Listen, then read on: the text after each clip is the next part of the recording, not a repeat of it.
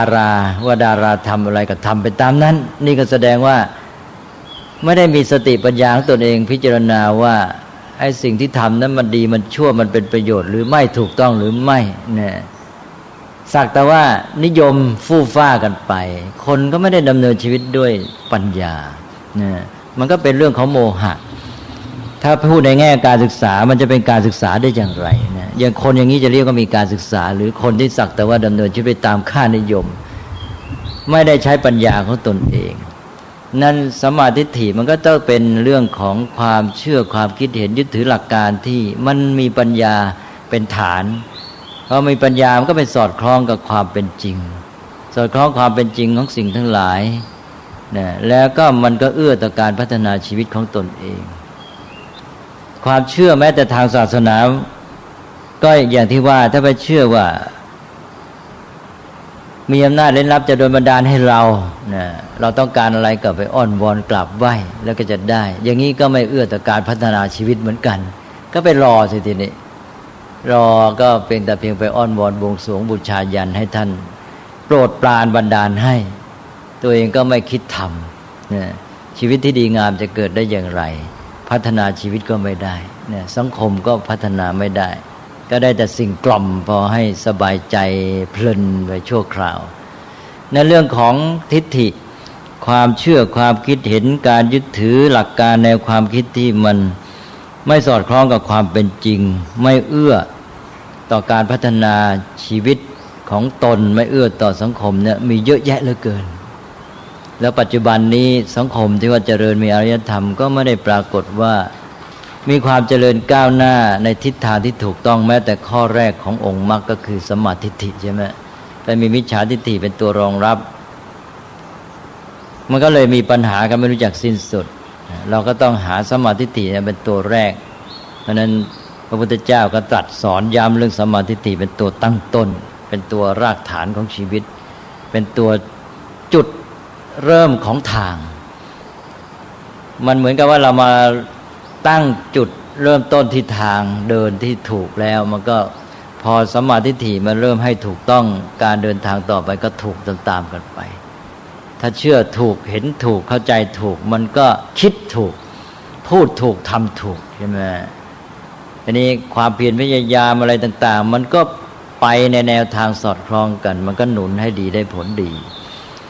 ก็เลยเอาสัมมาทิฏฐิเป็นข้อต้นทีนี้ก็เอามาดูว่าสัมมาทิฏฐินี้เป็นอันว่าได้แก่ความเชื่อความเห็นแนวความคิดการยึดถือหลักการที่สอดคล้องกับความจริงแล้วเอื้อต่อการพัฒนาชีวิตของเราแล้วเป็นไปเพื่อประโยชน์ที่แท้จริงท่านก็แบ่งไว้เป็น2ระดับ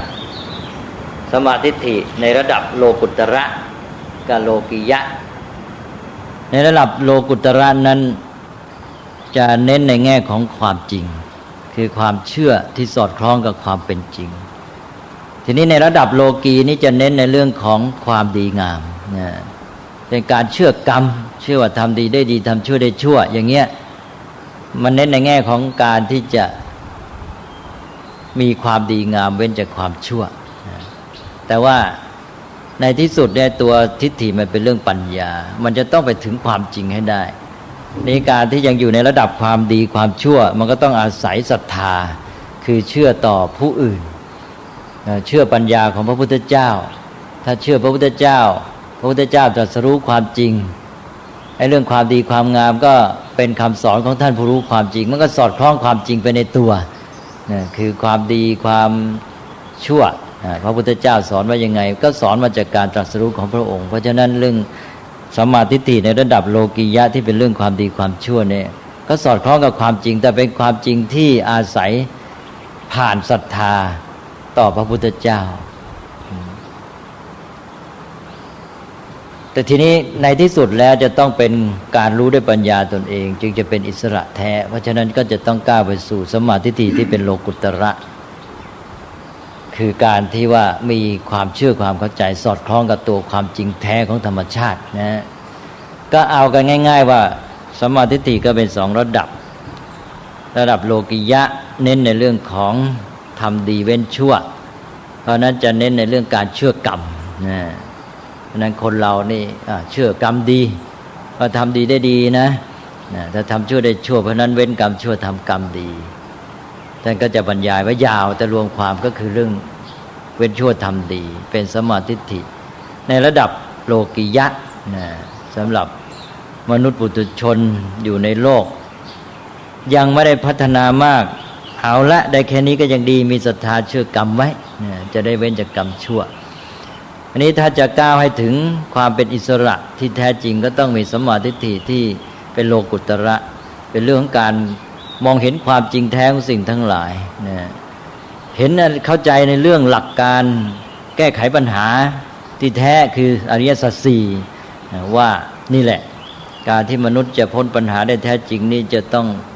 เข้าใจมองเห็นตามหลักอริยสัจสี่อย่างที่ว่าไปแล้วนี่ถ้ามองเห็นตามนี้ก็เป็นสัมมาทิฏฐิที่เข้าแนวโลกุตระหรือว่าเข้าใจในหลักของความจริงว่าสิ่งทั้งหลายนี่มันมีอยู่ตามธรรมดาของมันเป็นสิ่งที่ไม่เที่ยงไม่คงอยู่ในสภาพเดิมแล้วก็อยู่ตามสภาพของมันเป็นสิ่งที่เป็นไปตามปัจจัยเป็นต้นอันนี้ก็เป็นเรื่องของการที่มองเห็นความจริงตามหลักไตรลักษณ์อันนี้ก็เป็นสัมมาทิฏฐิเหมือนกันนะหรือการมองเห็นปฏิจจสมุปบาทมองเห็นกระบวนการของการที่สิ่งทั้งหลายปรากฏขึ้นมาตามเหตุปัจจัยของมันนะมีความสัมพันธ์ในระบบของธรรมชาติทุกสิ่งทุกอย่างอยู่ในระบบความสัมพันธ์นี้เป็นปัจจัยแก่กันและกันส่งผลต่อการจะเกิดขึ้นได้ยังไงก็ตามปัจจัยอันนี้ก็เป็นการที่มองเห็นความจริงของธรรมชาติอีกด้านหนึ่งคือปฏิจจสมุปบาทการที่เข้าใจหลักความจริงอย่างนี้ก็เป็นสัมมาทิฏฐิอีกนะนี่ก็เป็นในแง่ความจริงก็เรื่องของสัมมาทิฏฐินี้ก็บรรยายได้หลายอย่างแต่สรุปแล้วก็อย่างที่ว่าขั้นโลกีเป็นเรื่องความเชื่อในบุญในบาปในกรรมเรื่องความดีความชั่วในระดับโลกุตระก็เป็นเรื่องเกี่ยวกับความจริง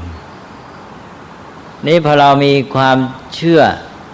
มีความคิดเห็นสอดคล้องความเป็นจริงนี้ก็เอื้อต่อการพัฒนาชีวิตด้วยการดำรงชีวิตที่ดีงามนะเอื้อยังไงก็อย่างเช่นว่าเอาในแง่การทำความดีเชื่อกรรมก็ทำให้เรานี่ทำดีเว้นชั่วนะแล้วก็สามารถที่จะได้ปฏิบัติตามพระพุทธเจ้าได้ต่อไปนะในกรณีนี้ยึดถือศรัทธาเป็นสำคัญหรืออย่างว่ามีความเห็นมีความเชื่อยึดถือหลักการที่เป็นสัมมาทิฏฐิว่าสิ่งทั้งหลายเป็นไปตามเหตุปัจจัยของมันนี่ก็ความเชื่ออันหนึ่งเป็นทิฏฐิอย่างนี้มันก็สอดคล้องกับความเป็นจริงแล้วก็หนุนให้เรานี่แสวงปัญญาพอเราเจออะไรมีประสบการณ์อะไรสักอย่างหนึ่งเราก็มีความเชื่อหรือยึดถือหลักการนี้ว่าสิ่งทั้งหลายเป็นไปตามเหตุปัจจัยพอเรามองได้ท่าทีอย่างนี้เราก็เริ่มสืบค้นหาความจริงหาเหตุปัจจัยของมันปัญญาเริ่มงอกงามทันทีเพราะนั้นแม้แต่เพียงมีทิฏฐิว่าสิ่งทั้งหลายเป็นไปตามเหตุปัจจัยแค่นี้ทิฏฐิตัวนี้ก็นำเราให้พัฒนาได้แหละปัญญาพัฒนาแต่ถ้าเราไปเชื่อว่าสิ่งทั้งหลายจะเป็นยังไงก็แล้วแต่เทพเจ้าท่านบันดาลก็จบตอนนี้ก็เป็นอันว่าไม่ต้องคิดไม่ต้องถามอะไรแล้วก็แล้วแต่ท่านว่างั้นนะแล้วแต่เทพเจ้าก็ไม่พัฒนาหรือว่าเชื่อว่าอะไรแต่อะไรมันก็เป็นยังไงก็แล้วแต่โชคว่างั้นนะแล้วแต่โชคมันก็แล้วแต่บังเอิญนั่นเองแล้วแต่บังเอิญถึงคราวดีก็ดีเองถึงคราวร้ายก็ร้ายเองถ้าอย่างนั้นก็ปล่อยสิใช่ไหมถ้าเชื่อโชคบันดาลเรื่องโชคชะตาเรื่องความบังเอิญอย่างนี้มันก็ไม่สนับสนุนให้เราใช้ปัญญาค้นคว้าเหมือนกันก็อยู่แค่นั้นนะถึงคราวดีก็ดีเองถึงคราวร้ายก็ร้ายเองมนุษย์ก็ไม่ต้องขนขวายก็ไม่พัฒนาหรืออีกพวกหนึ่งก็เชื่อกรรมเก่าลัทธินิครนก็เชื่อกรรมเก่าอะไรแต่อะไรก็แล้วแต่กรรมที่ทำไว้ในชาติปางก่อนมันแล้วแต่ชาติปางก่อนถ้างั้นเราก็ไม่ต้องทำอะไรแล้วถึงเวลามันก็กรรมเก่ามันก็มาบันดาลเองก็จบอีกเพราะฉะนั้นพระพุทธเจ้าก็ตรัสไว้บอกว่าเนี่ยนะการยึดถือหรือพวกแนวทัศนะความคิดสามแบบนี้อันนี้ยึดถือเข้าแล้วนี่จะทำให้ไม่สนับสนุนการกระทำนะ ไม่ช่วยเกิดการดำเนินชีวิตที่ดีงามก็ไม่พัฒนาตนเองก็หนึ่งนั่นเรียกว่าลัทธิปุเพกตะเหตุวาทการถือว่าอะไรแต่อะไรเป็นยังไงสุขจะทุกข์ยังไงมนุษย์จะประสบความเป็นไปในชีวิตเนี่ยสุดแต่กรรมเก่าที่ทำไว้ในชาติปางก่อนนะนี่เป็นลัทธินิครนเชื่ออย่างนี้ต้องระวังต้องแยกจากพุทธศาสนาให้ได้อย่าเอามาปนกับกรรมในพุทธศาสนาเรียกสั้นๆว่าลัทธิปุเพกตะวาทเพราะฉะนั้นคนเราเชื่ออย่างนี้ก็ไม่ต้องทำอะไรละไม่ต้องแก้ไขปรับปรุงแล้วแต่กรรมเก่าในชาติก่อนอันนี้สองก็ลัทธิอิสระนิมมานเหตุหรือจะเรียกว่าลัทธิอิสวนนิรมิตวาทอิสวนนิรมิตก็แล้วแต่พระอิสวนคือพระผู้เป็นเจ้าจะนิรมิตบันดาลนั่นเองเพราะนั้นก็เราก็ไม่ต้องทำอะไรเราก็ไม่มีอำนาจจะทำอะไรได้มันแล้วแต่พระผู้เป็นเจ้าแล้วก็สามลัทธิอเหตุอปัจจัยหรืออเหตุอปัจจัยวาทแปลว่าลัทธิที่ไม่มีเหตุไม่มีปัจจัยแล้วแต่โชคถึงเวลาดีก็ดีเองถึงเวลาร้ายก็ร้ายเองสามลัทธินี้ไม่ใช่สัมมาทิฏฐิในสัมมาทิฏฐิก็อย่างที่พูดไปแล้วความเชื่อความคิดเห็นยึดถือหลักการที่สอดคล้องกับความจริงเอื้อต่อการพัฒนาชีวิตแล้วก็ได้แก่เชื่อในเรื่องความดีความชั่วเรื่องกรรมเรื่องการกระทำของตนเองเรื่องของความจริงเรื่องของความเป็นไปตามเหตุปัจจัยเป็นต้นอันนี้อย่างน้อยก็เอาละให้ได้ว่ามองอะไรก็มองตามเหตุปัจจัยได้แค่นี้ก็เอื้อต่อการพัฒนาแล้วนะทำให้เกิดการคิดค้นแสวงปัญญาและทำให้โอกาสที่ตัณหาจะเข้ามาครอบงำจิตใจน้อยลงเวลาเจอเหตุการณ์อะไรก็มันเป็นไปตามเหตุปัจจัยนะอย่าเอาตามความชอบใจตัวเขาว่าหรือมีเรื่องราวเช่นในบ้านในครอบครัวก็แทนที่จะมองว่ามันชอบใจตัวไม่ชอบใจตัวก็มองในแง่มันเป็นไปตามเหตุปัจจัยเราต้องแก้ที่เหตุปัจจัยวางใจซะอย่างนี้ก็ช่วยเยอะเลยชีวิตมันก็เข้าสู่กระแสของมรรคที่ถูกต้องเพราะนั้นตอนแรกนี่อย่างน้อยก็เอาว่าเรามองสิ่งทั้งหลายตามเหตุปัจจัยอย่าไปมองตามชอบใจไม่ชอบใจเพราะถ้ามองตามชอบใจไม่ชอบใจแล้วปัญหาเกิดเรื่อยเอามองตามเหตุปัจจัยเป็นไปเพื่อการแก้ปัญหาถ้ามองตามชอบใจไม่ชอบใจเป็นไปในทางทำให้เกิดปัญหานะหรือว่าทำให้ก่อปัญหามองตามชอบใจไม่ชอบใจก็ก่อปัญหามองตามเหตุปัจจัยก็แก้ปัญหาคิดว่าสัมมาทิฏฐินี้พูดไว้แค่นี้ก็พอสมควรนะฮะทีนี้ก็ไปข้อสองพอเรามีความเชื่อความคิดเห็นความเข้าใจถูกต้องแล้วเนี่ยการคิดการตั้งจุดมุ่งหมายความดำริอะไรต่างๆเนี่ยมันก็เป็นไปโดยสอดคล้องกับความเชื่อนั้นเช่นเราเชื่อในความดีเราก็ตั้งใจจะทำสิ่งที่ดีงามเช่นว่าเราเชื่อว่าชีวิตของเรานี่ต้องทำให้มีค่าเป็นประโยชน์นะด้วยการทำกรรมดีเลยทำให้เกิดผลดีเราก็ตั้งใจทำความดีใช่ไหมในสัมมาทิฏฐิมันก็จะเป็นตัวฐานให้แก่ความดำริที่เรียกว่าสังกัปปะ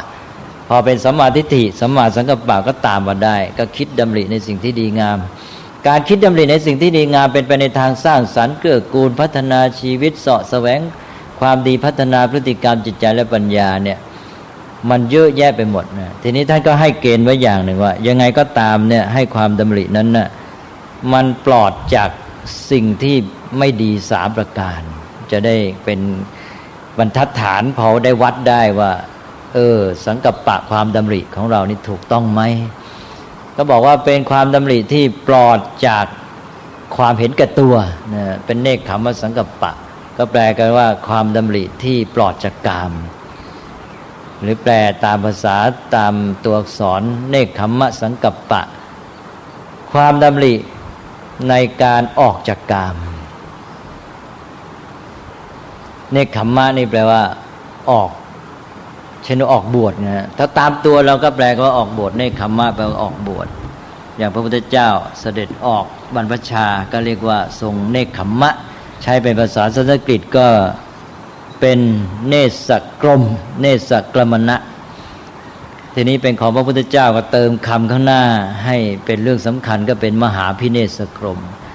หมายพระมหาพิเนศกรมนี่ก็มาจากสันสกฤตบาลีก็คือมหาพินิคัมมะมหาพินิคัมมนะนะการเสด็จออกเพื่อคุณความดีอันยิ่งใหญ่นี้สาระสำคัญก็คือการที่คิดอย่างไม่มีความเห็นแก่ตัวไม่มุ่งเพื่อตนเองนะ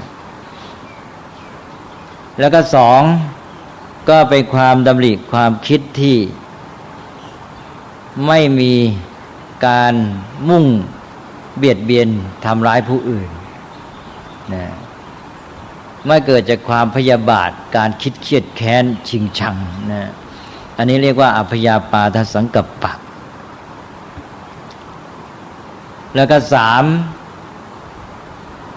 ก็เป็นความดำริที่ปลอดจากการวิหิงสานี่ก็แปลกันว่าเบียดเบียนในความหมายจะไปข่มเหงรังแกนะทำร้ายเขาโดยที่ว่าเขาไม่มีอำนาจไม่มีความสามารถมีกำลังน้อยนะอย่างพวกไปล่าสัตว์เห็นแก่สนุกนะอย่างนี้ก็เรียกว่าวิหิงสานะสัตว์มันก็ไม่ได้ทำอะไรตัวเองก็ไปรังแกมันข่มเหงมันหรือว่าแกล้งเผาป่าเล่นสนุกนะอะไรเงี้ยนะอย่างนี้เขาเรียกว่าวิหิงสาถ้าเป็นข้อพยาบาทนี่มันมีความ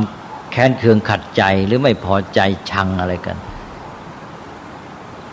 มันเป็นเรื่องของโทสะทีนี้วิหิงสานี่มันไปเบียดเบียนบางทีเห็นกันสนุกใช่ไหมไม่ได้มีเรื่องกันเลยอยู่ดีๆแหละนะไปไล่ยิงมันเล่นสนุกดี อะไรอย่างนี้นะหรือเด็กๆเห็นสุนัขมันเดินไปเดินมากันนึกสนุกขึ้นมาก็เอากระป๋องไปผูกหางมันใช่ไหมให้มันวิ่งมันก็วิ่งหนีเสียงกระป๋องที่นั่นแหละวิ่งไม่รู้จักจบหรืออะไรก็แล้วแต่เนี่ยนะเห็นแกสนุกสนานแล้วก็ไปทำร้ายมันอย่างนี้ก็เรียกว่ารังแกมันอย่างนี้เป็นวิหิงสานะก็นี่แหละให้เป็นความดำริที่ปลอดจากยาสามอย่างนี้ก็ถือว่าเป็นไปในทางที่ดีงามจะทำไปยังไงแต่ให้เป็นไปในแนวทางของมรรคแต่ทีนี้เรามักไปแปลกันว่าสัมมาสังกัปปะดำริชอบคือดำริอันในการที่จะออกบวชในการที่จะไม่พยาบาทในการที่จะไม่เบียดเบียนข่มเหงรังแกคล้ายๆว่าเอาไอ้สามอย่างเป็นเป้าในการกระทำไปเลยที่จริงคือความดำริอะไรก็ได้ที่ปราศจากนี่นะคือปลอดหรือปราศจากนะอันนี้การตีความมองอย่างมันเลยแคบไปว่าสัมมาสังกัปปะก็ต้องไปคิดออกบวชนะต้องไปคิดไปไม่ตั้งใจไม่พยาบาทใครตั้งใจอะไรเงี้ยมันก็เลยไม่ต้องคิดทำอะไรคือมันคิดทำอะไรที่มันดีงามโดยที่มันไม่มีไอ้เจ้าสามตัวนี้มาปะปนเป็นแรงจูงใจแฝงอยู่เบื้องหลังนะนี่จะทำอะไรก็ทำสินะเป็นประโยชน์ได้หมดเอาละครับนี่ก็สองอย่างนี้จัดเป็นหมวดปัญญาเพราะว่าเรื่องของทิฏฐิความเชื่อความคิดเห็นแนวความคิดความเข้าใจก็เป็นเรื่องปัญญาและปัญญาความรู้ความเข้าใจของเรามีแค่ไหนแล้วก็ทำได้แค่นั้นเรารู้เข้าใจอย่างไรเห็นอย่างไรแล้วก็ทำไปตามนั้นเพราะฉะนั้นเรื่องทิฏฐิเนี่ยแม้จะเป็นปัญญาเบื้องต้นก็สำคัญจะเป็นเชื้อในการที่จะพัฒนาปัญญาต่อไปแล้วก็จะเป็นฐานในการที่จะออกสู่การกระทำและการที่จะมีจิตใจเป็นยังไงต่อไปด้วยก็จัดเป็นชุดแรกนะก็เริ่มตั้งแต่คิดเห็นเชื่อแล้วก็มาเชื่อแล้วก็เห็นแล้วก็เข้าใจยึดถือหลักการอย่างไรแล้วก็ดำริตั้งใจคิดที่จะทำการต่างๆไปตามนั้นนะเมื่อเป็นสัมมาทิฏฐิก็จะตามมาด้วยสัมมาสังกัปปะหมดปัญญาก็จบลงด้วยเท่านี้นี่เมื่อมีความคิดเห็นเป็นสัมมาทิฏฐิสัมมาสังกัปปะแล้วก็ออกมาสู่การกระทำนะการกระทำก็ออกทางพฤติกรรมนี้ก็มีทางกายกับวาจาอย่างที่พูดไปแล้วนะก็มาดูเริ่มต้นท่านไปเอาวาจาก่อนนะ เรายังไม่ต้องเดินต้องอะไรก็พูดออกมาได้แหละใช่ไหมอันนี้ก็เหมือนกับคนเนี่ยอยู่นิ่งๆปากมันขยับได้ง่ายแต่ถ้าเราเริ่มข้อวาจาก่อนแล้ววาจาเมื่อพูดไปแล้วบางทีถ้าคนมาอยู่ในสังคมนี้จะทำการร่วมกันก็ใช้วาจาในการชักชวนกันเป็นต้นหรือในการปรึกษาหารือการนั้นก็เน้นเรื่องวาจาว่าเมื่อออกสู่พฤติกรรมในการที่จะปฏิบัติการเนี่ยก็ให้เป็นสัมมาวาจาเป็นการพูดเป็นการเจรจาที่ถูกต้องการเจรจาที่ดีงามถูกต้องที่จะเข้าเป็นองค์มรรคคือเป็นองค์ประกอบของการดำเนินชีวิตที่ดีงามด้านพฤติกรรมเนี่ยก็สารพัดแหละพูดอะไรก็พูดไปแต่ขอให้มันปลอดจากข้อเสียหายต่อไปนี้ข้อเสียหายอะไรบ้างท่านจัดไว้เป็น4ข้อนะข้อเสียหายที่1ก็คือว่ามันเป็นเท็จนะ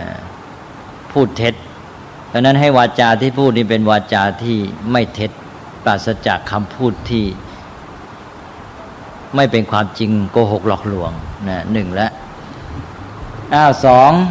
2ก็เป็นวาจาที่ปลอดจากการส่อเสียดยุยงนะจะแกล้ง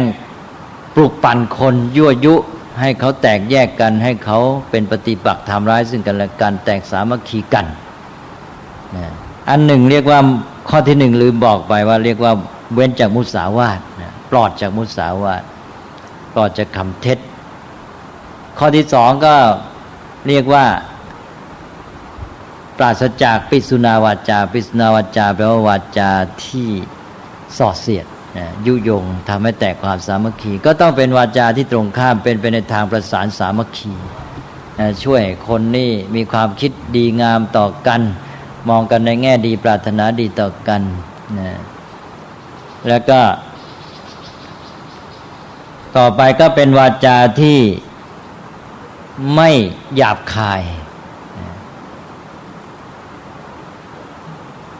ไม่ลุกรานผู้อื่นแต่เป็นวาจาที่สุภาพอ่อนหวานอ่อนโยนเป็นวาจาที่น่ารักอันนี้ก็เรียกว่าเว้นจากพรุสวาจาปราศจากพรุสวาจาและข้อสุดท้ายก็ข้อเสียหายอย่างก็คือว่าต้องไม่เป็นวาจาที่เพ้อเจ้อเพ้อเจ้อก็พร่ำเหลวไหลไร้สาระไม่มีประโยชน์พูดเรื่อยเปื่อยถ้าบอกไม่มีเนื้อมีแต่แกลบว่างั้นคล้ายๆเป็นวาจาโปรยแกลบแกลบนั้นมันก็ไม่มีสาระด้วยยังแถมมันเลอะเทอะหมดเลยพอออกไปแล้วมันทำให้ที่นั้นอะไรเป็นไงล่ะดูแล้วแย่เลยนะดูแล้วมันก็ไม่สะอาดแล้วก็กวาดยากซะด้วยนะอันนั้นก็ให้เป็นวาจาที่มันปลอดหรือปราศจากไอ้ข้อเสียหาย4ประการนี้นะอันนี้จะพูดอะไรก็พูดไปนะทีนี้เราไปแปลกันในแง่ว่าสัมมาวาจาก็ไปเว้นจากการพูดเท็จเว้นจากการพูดส่อเสียดเว้นจากการพูดคำหยาบเว้นจากการพูดเพ้อเจ้อเลยไม่ต้องพูดอะไรกันมันก็เลยกลายเป็นว่าไม่ต้องพูดอะไรก็เป็นวาจาชอบวาจาอะไรก็พูดไปแต่ให้มันปราศจากข้อเสียหายนี่นะเพ้อเจ้อสัมผัสปลาปะนะตกลงว่ามี4ข้อนะข้อเสียหาย1ก็มุสาวาทคำเท็จคำโกหกหลอกลวงโดยเฉพาะมุ่งทำลายประโยชน์ของเขาทำให้เขาเสียหายเนี่ยเป็นหลักเลยต้องเอาอันนี้เป็น1แล้วแต่นี้2ก็ไม่เป็นปิสุนาวาจาวาจาส่อเสียดยุยงแล้วก็3ไม่เป็นวาจาพรุสวาทพรุสวาจาคำหยาบแล้วก็4ไม่เป็นสัมผัสปลาปะไม่เป็นคำพูดเพ้อเจ้อนะพร่ำเหลวไหลเอาละ4อย่างนี้นะทีนี้มันก็จะกำกับให้วาจาของเราอยู่ในขอบเขตที่ดีงามเป็นไปในทางที่สร้างสรรค์ทีนี้ถ้าเอาคำตรงข้ามก็ข้อ1ก็ไม่พูดเท็จก็พูดคำจริงข้อ2ไม่พูดคำส่อเสียดก็พูดคำสมัครสมานนะประสานสามัคคีข้อ3ไม่พูดคำหยาบก็พูดคำอ่อนหวานสุภาพนะ แล้วข้อ4ไม่พูดคำเพ้อเจ้อก็เป็นคำที่เป็นประโยชน์เป็นเนื้อหาสาระพูดถูกการถูกเวลาเป็นคำพูดพอประมาณนะแล้วก็พูดด้วยความปรารถนาให้เกิดประโยชน์อะไรงี้นะนี่ก็เป็นเรื่องของวาจาเป็นสัมมาวาจาแล้วนี้เป็นออกมาสู่ด้านพฤติกรรมแหละถ้าว่าสัมมาทิฏฐิสัมมาสังกัปปะมันเป็นฐานให้แล้วมันก็จะนำหมวดสมุดสัมมาวาจาสัมมาวาจาก็เลยเอาไอ้4ข้อนี้มาเป็นกรอบไว้อีกว่าอย่าให้มันไปละเมิดนี่นะทีนี้ต่อไปก็ออกสู่การกระทำการเคลื่อนไหวทางกายทางด้านการเคลื่อนไหวทางกายก็ให้เป็นการกระทำอะไรแต่อะไรที่ดีงามสร้างสรรค์เป็นการพัฒนาชีวิตเป็นต้นโดยปราศจากข้อเสียหายทางกายอีก3ประการข้อเสียหายทางกาย3ประการก็1การที่ไปทำลายชีวิตผู้อื่นเขานะหรือแม้ไม่ถึงชีวิตก็ทำร้ายร่างกายเขานะก็เป็นการละเมิดต่อเรื่องชีวิตร่างกายนั่นเองมาให้เป็นการกระทำที่ไม่มีการละเมิดต่อชีวิตร่างกายผู้อื่นหรือเบียดเบียนชีวิตร่างกายผู้อื่น2ก็ไม่เป็นการเบียดเบียนละเมิดต่อทรัพย์สินของเขานะสิ่งที่เขาครอบครองเป็นทรัพย์สมบัติที่ตกลงกันไว้ในสมมติของสังคมตกลงกันไว้แล้วเพื่อจะให้อยู่กันได้ดีมันก็ต้องไม่ล่วงละเมิดกันนะในทรัพย์สินเงินทองในกรรมสิทธิ์ในปัจจัย4เป็นต้นแล้วก็3ก็ไม่ละเมิดในเรื่องคู่ครองนะคู่ครองกันเพื่อให้สังคมอยู่ได้ดีนี่สังคมก็จะต้องมีแบบแผนมีกติกามีวินัยในเรื่องของคู่ครองก็เลยต้องไม่ละเมิดกันในเรื่องเหล่านี้มันจะได้อยู่ด้วยกันโดยไม่เบียดเบียนอันนี้จะทำอะไรก็ทำไปนะขอให้มันปราศจากเจ้า3ตัวนี้นะก็สำหรับการทำร้ายทำลายชีวิตทำร้ายร่างกายกันนี่ก็เป็นเรื่องข้อปาณาติบาตนะก็เว้นจากปาณาติบาตปลอดจากปาณาติบาตแล้วก็2เว้นหรือปลอดจากเรื่องของการละเมิดทางทรัพย์สินก็เว้นจากอทินนาทานแล้วก็3เรื่องของการละเมิดต่อคู่ครองก็เรียกว่ากาเมสุมิจฉาจารก็ให้พฤติกรรมปราศจากสิ่งเหล่านี้นะเอาละครับก็นี่ก็เข้าสู่มรรคในด้านพฤติกรรมแล้วมันยังมีข้อ1ข้อที่สำคัญก็คือการเลี้ยงชีวิตการหาเลี้ยงชีพการประกอบอาชีพก็ต้องเป็นสัมมาอาชีวะเป็นอาชีวะที่ถูกต้องข้อนี้ท่านจะพูดไว้แบบว่าให้หลักการคร่าวๆเพราะอาชีพของคนนั้นเปลี่ยนแปลงไปตามยุคสมัยให้เป็นอาชีพที่ดีงามนะถูกต้องเช่นว่าตามข้อกำหนดของสังคมนะอย่างในยุคปัจจุบันก็ถือกฎหมายเป็นหลักไม่ให้เป็นอาชีพที่ผิดกฎหมายเพราะกฎหมายนั้นก็ปกติก็ยึดถือเอา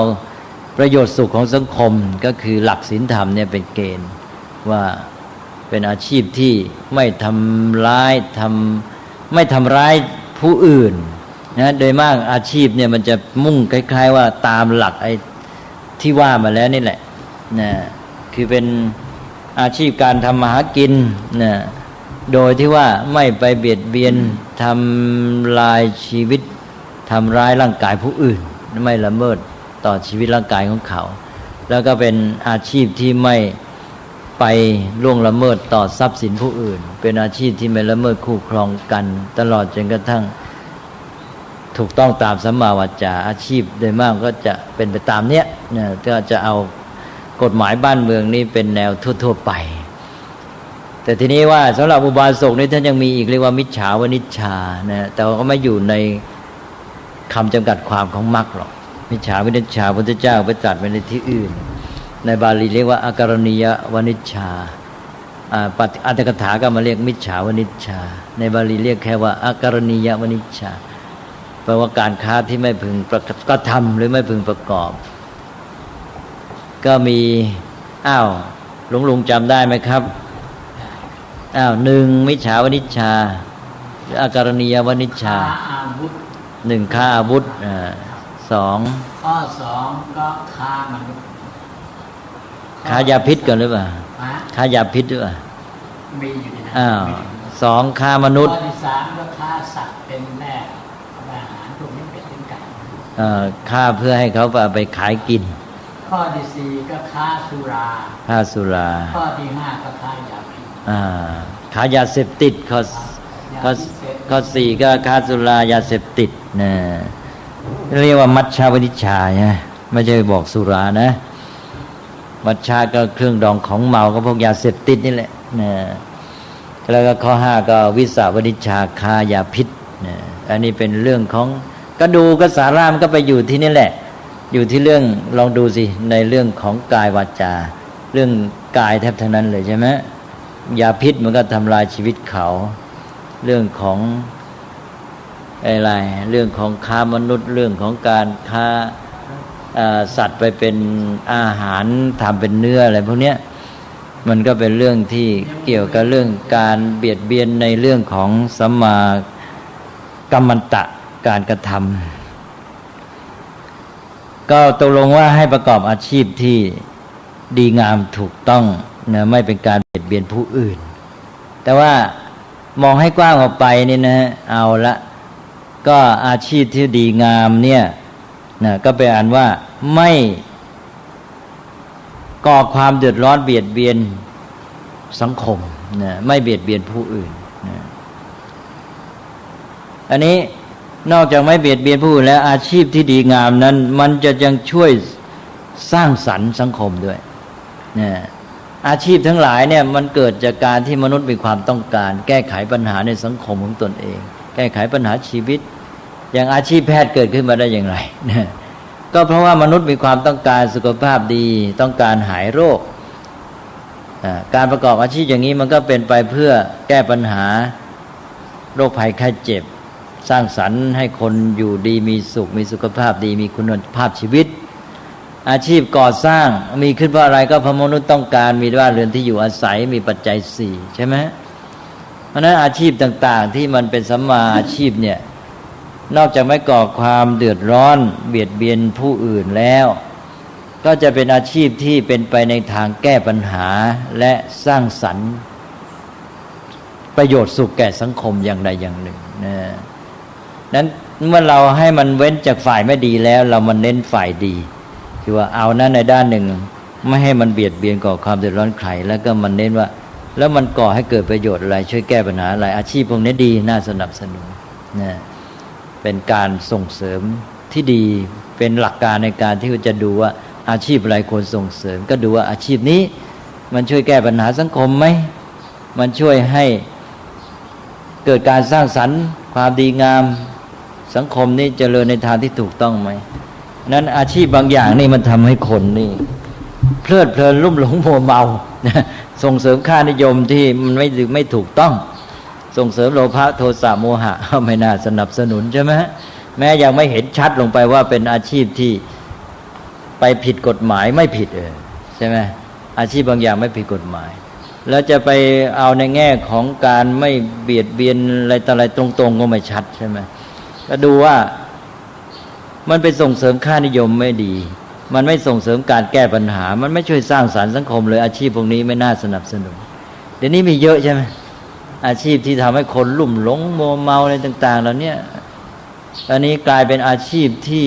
ได้เงินได้ทองมากด้วยดังนั้นก็ต้องจะช่วยสังคมก็ต้องพยายามส่งเสริมสมาชีพที่ถูกต้องที่มันสร้างสรรค์อย่างที่ว่านอกจากว่าแก้ปัญหาสร้างสรรค์สังคมและอะไรอาชีพที่ดียังเป็นอะไรอีกอาชีพที่ดีเพราะมันอยู่ในองค์ของมรรคนี่มันจะเป็นตัวเอื้อในการพัฒนาชีวิตของตัวเจ้าของผู้ประกอบอาชีพเองด้วยคือไม่ใช่เฉพาะมันไปเอื้อต่อสังคมประเทศชาติเท่านั้นมันเอื้อต่อการพัฒนาตัวเองด้วยนะสัมมาอาชีพเนี่ยเวลาเราไปประกอบสัมมาอาชีพนะเราได้มีโอกาสฝึกฝนพัฒนาพฤติกรรมของเรานะลงเราไปทำงานทำการที่ดีดินะเราได้อยู่ร่วมกับผู้อื่นรู้จักทำงานกับคนอื่นรู้จักพูดจักจาพูดยังไงจึงจะทำให้สมัครสมานสามัคคีพูดยังไงจะทำให้เราได้รับความร่วมมือทำให้การงานมันได้ผลดีใช่ไหมมันก็ฝึกพฤติกรรมนะรู้จัก ทำงานร่วมกับเขาในแง่ต่างๆนะแล้วก็ฝึกความจัดเจนฝึกฝีมือทำให้มีฝีมือก็เรื่องพฤติกรรมเท่านั้นเพราะนั้นอาชีพที่ดีนี่พฤติกรรมนี่เราได้พัฒนาแล้วสองจิตใจเราก็ได้พัฒนาเวลาเราประกอบอาชีพนี่เราจะทำงานให้สำเร็จเราต้องมีจิตใจที่รับผิดชอบเราต้องมีจิตใจที่มีความขยันหมั่นเพียรไม่ท้อแท้ไม่เกียจคร้านหนักเอาเบาสู้นะ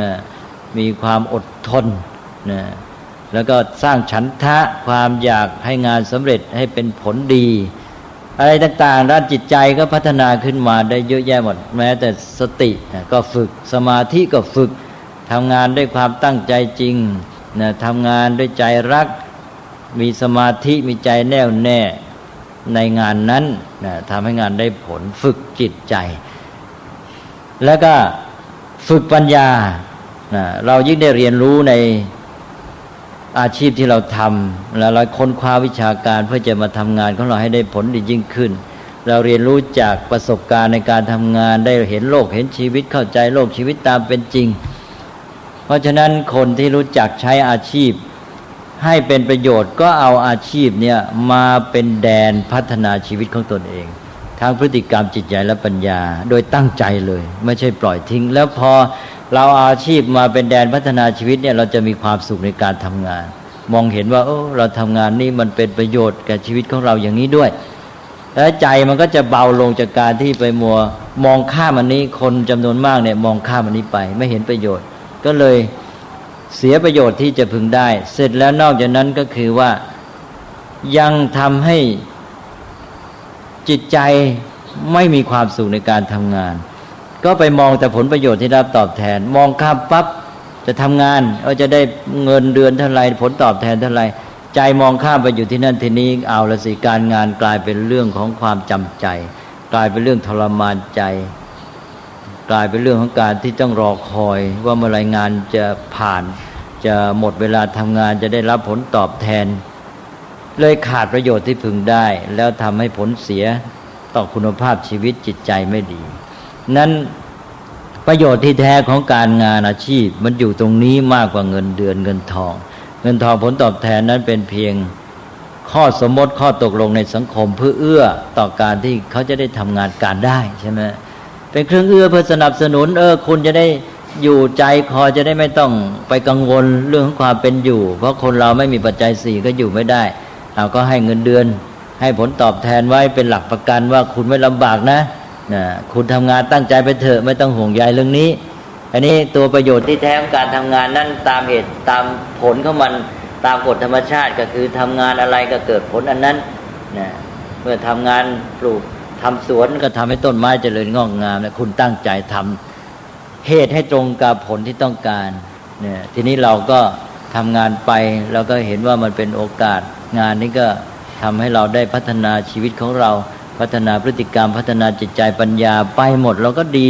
เราก็ทำงานด้วยความรู้สึกว่าได้จากงานโดยตรงตลอดเวลาเลยจิตใจอย่างนี้เราก็เป็นจิตใจที่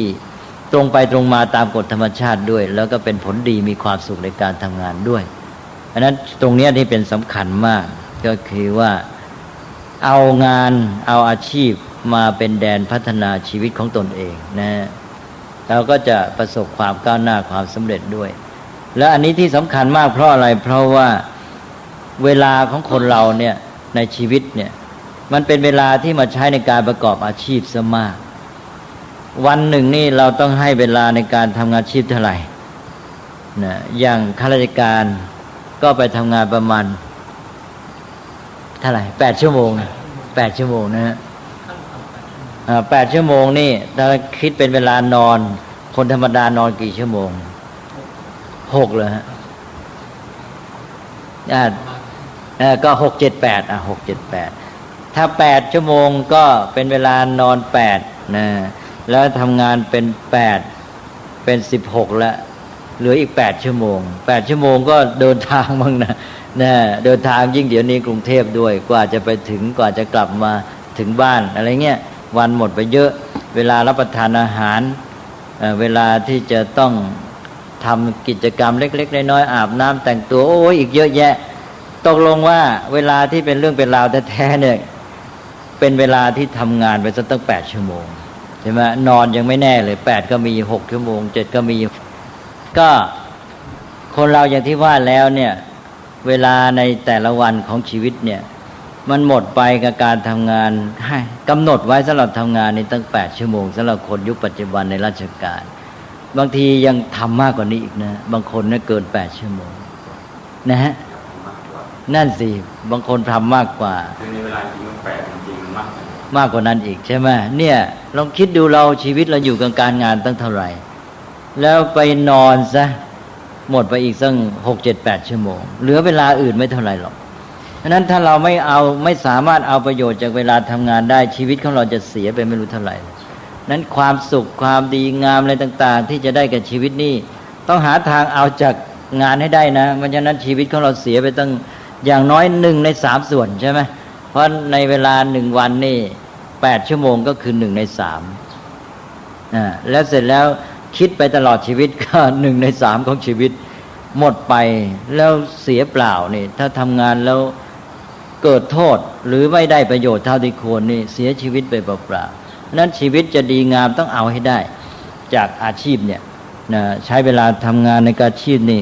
พัฒนาชีวิตของตนเองทำงานให้มีความสุขทำงานให้เป็นการสร้างสรรค์แก้ปัญหาสังคมทำประโยชน์ให้เกิดขึ้นทำความดีในเนี้ยเสร็จเลยแล้วพวกความดีงามคุณค่าของชีวิตก็เลยมาอยู่ในแดนนี้แทบทั้งนั้น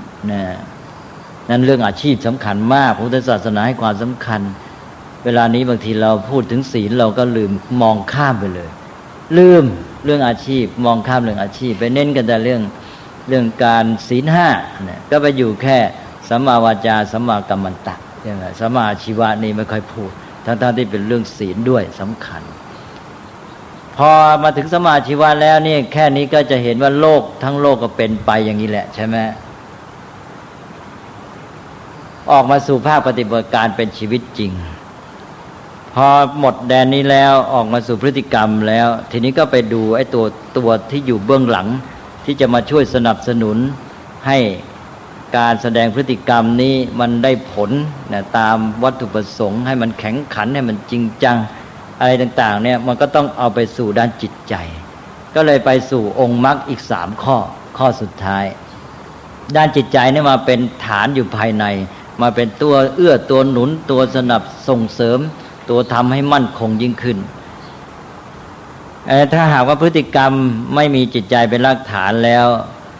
มันก็ไม่มั่นคงและไม่จริงจังนะเช่นว่าจะประพฤติความดีนี่มันก็จะขาดกำลังไป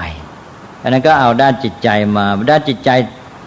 องค์ประกอบด้านจิตใจเนี่ยมันเยอะแยะแต่ตัวที่มาเป็นหลักสำคัญในการทำงานยืนโรงก็คือ3 ตัวที่เคยพูดไปแล้วนะด้านจิตใจตัวทำงานยืนโรงก็คือด้านความเพียรพยายาม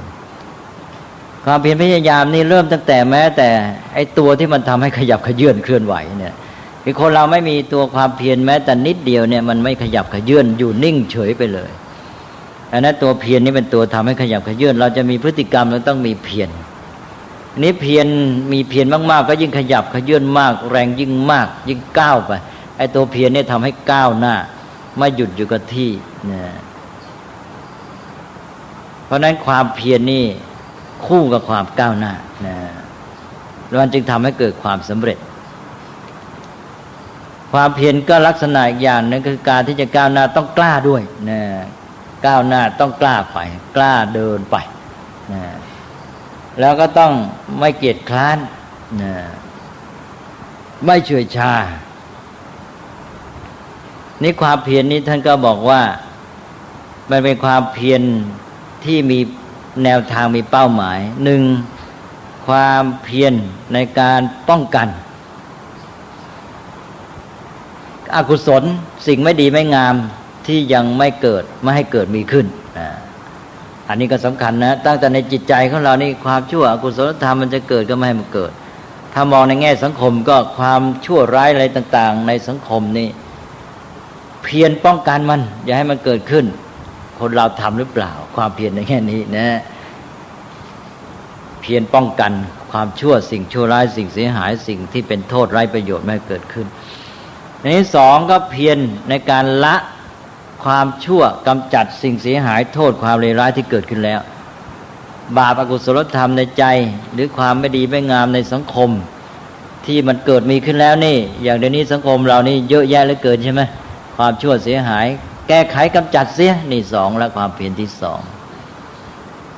อันที่หนึ่งนี่ท่านเรียกว่าสังวรประทานเพียรป้องกันนะเพียรป้องกันระวังป้องกันสังวรประทานความเพียรในที่นี้ใช้คำว่าประทานแทนสังวรประทานเพียรระวังป้องกันสอง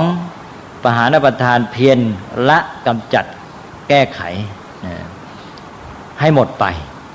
ทีนี้ด้านบวกบ้างต่อไปก็คือเพียรสร้างสรรค์กุศลธรรมความดีที่ยังไม่เกิดให้เกิดมีขึ้นนะอะไรที่มันยังไม่มีที่มันดีงามควรจะมีก็สร้างสรรค์ขึ้นมานี่เป็นการเพียรสร้างสรรค์แล้วท่านเรียกว่าภาวนาประทานนะเพียรในการทำให้เจริญขึ้นมาทำให้มีขึ้นมาอันนี้ก็สำคัญนะคนที่เป็นนักบริหารเป็นผู้ปกครองบ้านเมืองควรจะเอาความเพียรสี่นี้ไปใช้เป็นหลักตอนนี้ความดีก็สร้างสรรค์ต่อไปข้อสี่นะสิ่งดีงามความดีงามกุศลที่เกิดมีขึ้นแล้วต้องพยายามรักษานี่อีกเพราะว่าคนเราสร้างความดีพอมันมีความดีขึ้นมาแล้วบางทีมันเพลินตกอยู่ในความประมาทปล่อยก็เลยความเจริญความดีนั้นก็เสื่อมไปดังนั้นจะต้องเพียรพยายามที่จะรักษาไว้และทำให้งอกงามยิ่งขึ้นไปจนไพบูลย์ท่านใช้คำนี้นะไม่ใช่ว่าเพียงรักษานะเดี๋ยวจะเข้าใจผิดในบาลีท่านอธิบายไว้เสร็จบอกว่าทำให้เจริญยิ่งขึ้นไปพิโยท่านใช้คำว่าพิโยจนถึงไพบูลย์เลยจนไพบูลย์เลยนะจนกระทั่งถึงเวปุลละไพบูลย์เลยอันนั้นต้องทำให้มันเจริญจนเต็มที่อะไรเจริญแล้วเจริญยิ่งขึ้นไปจนไพบูลย์อันนี้เรียกว่าอนุรักษณาประทานนะอนุรักษ์นั่นเองแปลว่าความเพียรในการอนุรักษ์นั้นจะต้องทำความเข้าใจคำว่าอนุรักษ์เนี่ยไม่ใช่แค่รักษา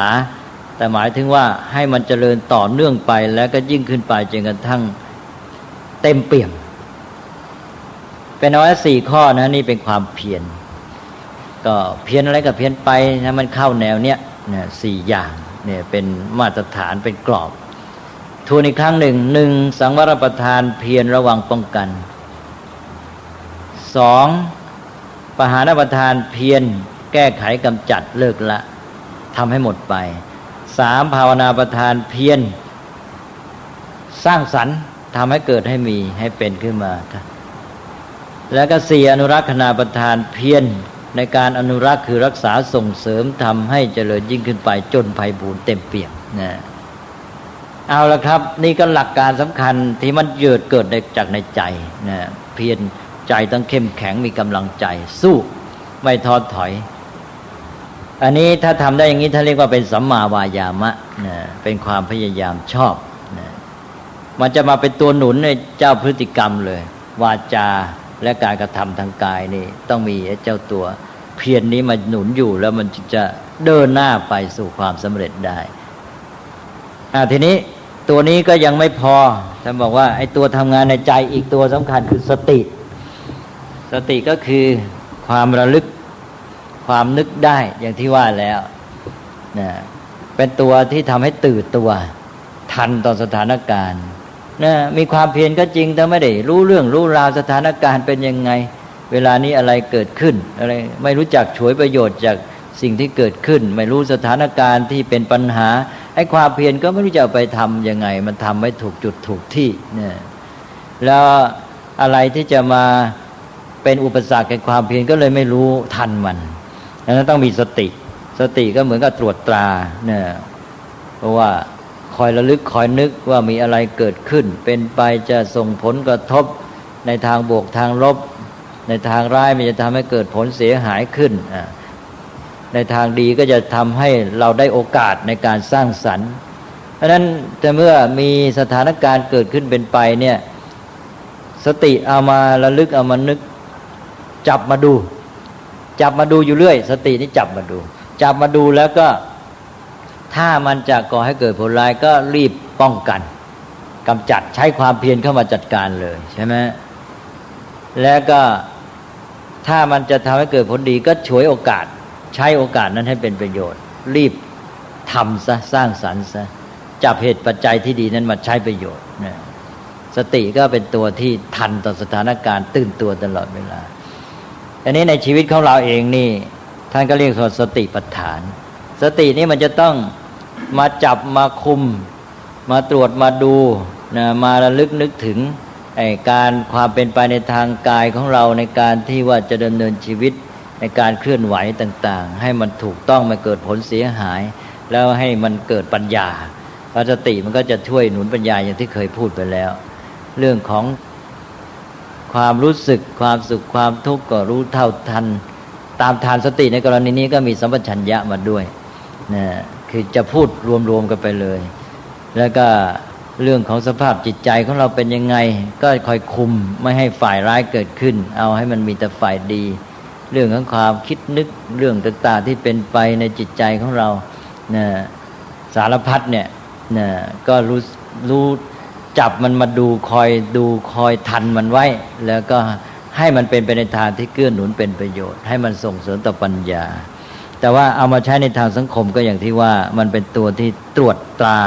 ระมัดระวังสถานการณ์และเป็นตัวที่ใช้โอกาสให้เป็นประโยชน์นะก็เป็นผู้ตื่นตัวทันต่อเหตุการณ์อย่างที่ว่าไปแล้วก็สติก็เป็นตัวสำคัญเมื่อสตินี้มันถูกต้องก็เรียกว่าเป็นสัมมาสติก็เกื้อหนุนทำให้เราออกโรงมาสู่โลกในพฤติกรรมนี้ได้ผลดีใช่ไหมถ้าพฤติกรรมขาดสติก็เพลงคว้างเลื่อนลอยไปขาดทิศทางทีนี้ต่อไปก็สุดท้ายก็ความมั่นคงของจิตใจความสงบจิตใจที่แน่วแน่จิตใจที่อยู่กับสิ่งที่ต้องการนะไม่ฟุ้งซ่านไม่พลาดนะไม่กระสับกระส่ายไม่วอกแวกนะมันทำให้อยู่ในเป้าหมายอย่างแน่นอนนะทรงตัวไปอย่างมั่นคงเรียบเดินหน้าก็เดินไปอย่างสม่ำเสมอนะและมีความมั่นคงอันนี้ก็จะทำให้การทำงานการกระทำพฤติกรรมต่างๆทุกอย่างนี้ได้ผลดีไปสู่เป้าหมายหมดนะไม่มีอะไรเข้ามากวนได้นะตัดสิ่งที่จะทำให้เกิดความเสียหายปิดช่องทางร้ายได้ก็ไปด้านจิตใจนี้ก็จะมาเป็นตัวหนุนอยู่เบื้องหลังนะขาดไม่ได้เหมือนกัน3ตัวนี้เป็นตัวสำคัญและคุณสมบัติอื่นก็เอามาใช้ตามสมควรเพราะมีเจ้าองค์ประกอบฝ่ายจิตยืนตัวเป็นตัวชูโรง3ตัวนี่แหละก็ได้ความแหละมีวิริยะความเพียรให้เป็นสัมมาวายามะมีสติที่เป็นสัมมาสติแล้วก็มีสมาธิเป็นสัมมาสมาธิเนี่ยเอาให้สู่ทางที่มันเป็นไปเพื่อพัฒนาชีวิตเป็นต้นก็ครบองค์มรรค3ข้อท้ายนี้เป็นด้านสมาธิเนี่ยหรือเป็นด้านจิตใจนั่นเองก็รวมความวันนี้ก็พูดเรื่องมรรคก็จบแล้วนะมรรคมีองค์8ประการ2ข้อแรกเป็นเรื่องปัญญาได้แก่สัมมาทิฏฐิความเชื่อความเห็นความเข้าใจการยึดถือหลักการที่ถูกต้องเป็นไปเพื่อความดีงามและสอดคล้องกับความเป็นจริงนะทำให้เราเข้าถึงความจริงพัฒนาชีวิตของเราแล้วก็2ก็สัมมาสังกัปปะความดำริความตั้งใจคิดมุ่งหมายต่างๆที่เป็นไปในทางที่พัฒนาชีวิตของตนเป็นไปในทางสร้างสรรค์โดยปราศจากความมุ่งหมายในทางที่จะเห็นแก่ตัวที่เป็นเนกขัมมสังกัปปะแล้วก็ไม่เป็นไปด้วยการที่มุ่งร้ายเคียดแค้นชิงชังทำด้วยความเกลียดชังคือเป็นอัพยาปาทสังกัปปะแล้วก็ไม่เป็นไปเพื่อข่มเหงเบียดเบียนนะรังแกเขาที่เรียกว่าเป็นอวิหิงสาสังกัปปะเมื่อ2ข้อนี้ก็ได้เป็นด้านปัญญานะเป็นฐานต่อไปก็ออกสู่พฤติกรรมก็พฤติกรรมก็คือเป็นศีลอีก3ข้อก็เป็นให้เป็นการทำเป็นพฤติกรรมที่เป็นสัมมาวาจาปลอดจากวาจาที่เท็จโกหกหลอกลวงคือไม่มีมุสาวาทแล้วก็เป็นวาจาที่ไม่ส่อเสียดยุยงก่อความแตกแยกนะแต่ว่าเป็นไม่เป็นปิสุนาวาจาแต่เป็นวาจาประสานสามัคคีสมานกันแล้วก็ ไม่เป็นวาจาหยาบคายนะเรียกว่าไม่เป็นพรุสวาจาแต่เป็นวาจาที่สุภาพนะชวนให้น่าฟังแล้วก็เป็นวาจาที่ไม่เพ้อเจ้อไม่เหลวไหลไร้สาระไม่เป็นสัมปัปปลาปะแต่เป็นวาจาที่มีเหตุมีผลประกอบด้วยประโยชน์เป็นต้นรู้จักการรู้จักเวลาพูดพอเหมาะพอดีแล้วก็นี่ด้านสัมมาวาจาก็จบแล้วก็ไปต่อไปด้านกายก็เป็นสัมมากัมมันตะเป็นการประการกระทำหรือพฤติกรรมเป็นกิจกรรมที่ไม่ละเมิดไม่เบียดเบียนคนอื่นในทางชีวิตร่างกายแล้วก็ไม่เป็นปาณาติบาตต่อมาก็สองก็คือไม่เป็นพฤติกรรมที่ละเมิดเบียดเบียนในผู้อื่นในทางทรัพย์สินเงินทองเครื่องเลี้ยงชีพของเขาแล้วก็ไม่เป็นอธินาทานแล้วก็สามไม่เป็นการละเมิดเบียดเบียน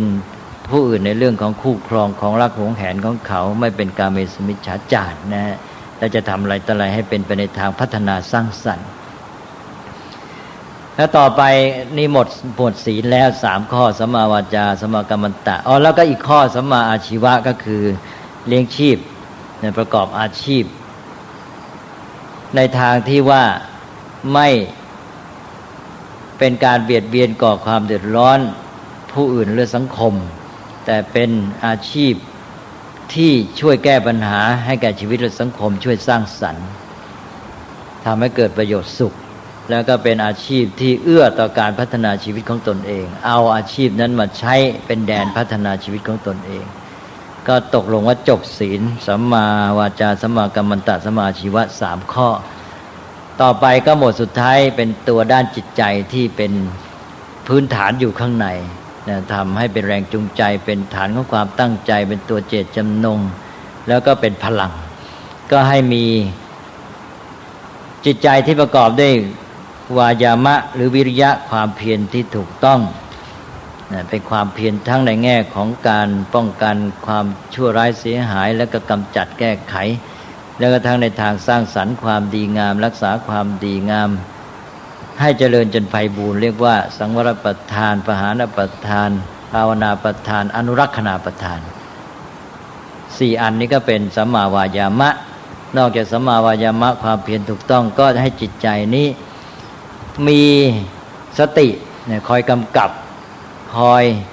ตื่นตัวทันต่อสถานการณ์จับเอาทุกสิ่งที่เกิดขึ้นมาที่จะส่งผลกระทบในทางดีทางร้ายต่อชีวิตสังคมนี้มาพิจารณาตรวจสอบแล้วก็แก้ไขป้องกันส่งเสริมไปตามเหตุตามผลด้วยปัญญาอันนี้ก็เป็นสัมมาสติแล้วก็อีกอันหนึ่งก็เป็นแกนเป็นประธานอยู่ก็คือมีสมาธิมีจิตใจที่สงบมั่นคงแน่วแน่ต่อสิ่งที่กระทำไม่วอกแวกไม่ฟุ้งซ่านไม่พลาดไม่สายไปก็ทำให้มีความสม่ำเสมอและเดินหน้าไปได้ดีในทิศทางที่ประสงค์ไปสู่จุดหมายก็เป็นสัมมาสมาธิก็จบด้านจิต3ประการสัมมาวายามะสัมมาสติสัมมาสมาธิก็ครบองค์8ประการก็เป็นมรรคคือทางดำเนินชีวิตที่ดีงามถูกต้องนะก็ถือว่าวันนี้จบเรื่องมรรคมีองค์8นะฮะ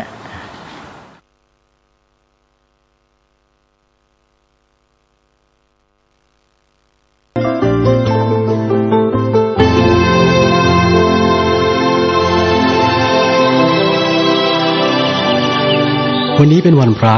ขอเรียนเชิญพุทธศาสนิกชนทุกท่านมากลั่นจิตให้ใสกลั่นใจให้เป็นบุญด้วยการให้ทานรักษาศีลและเจริญจิตภาวนาน้อมจิตให้เข้าถึงพระรัตนตรัย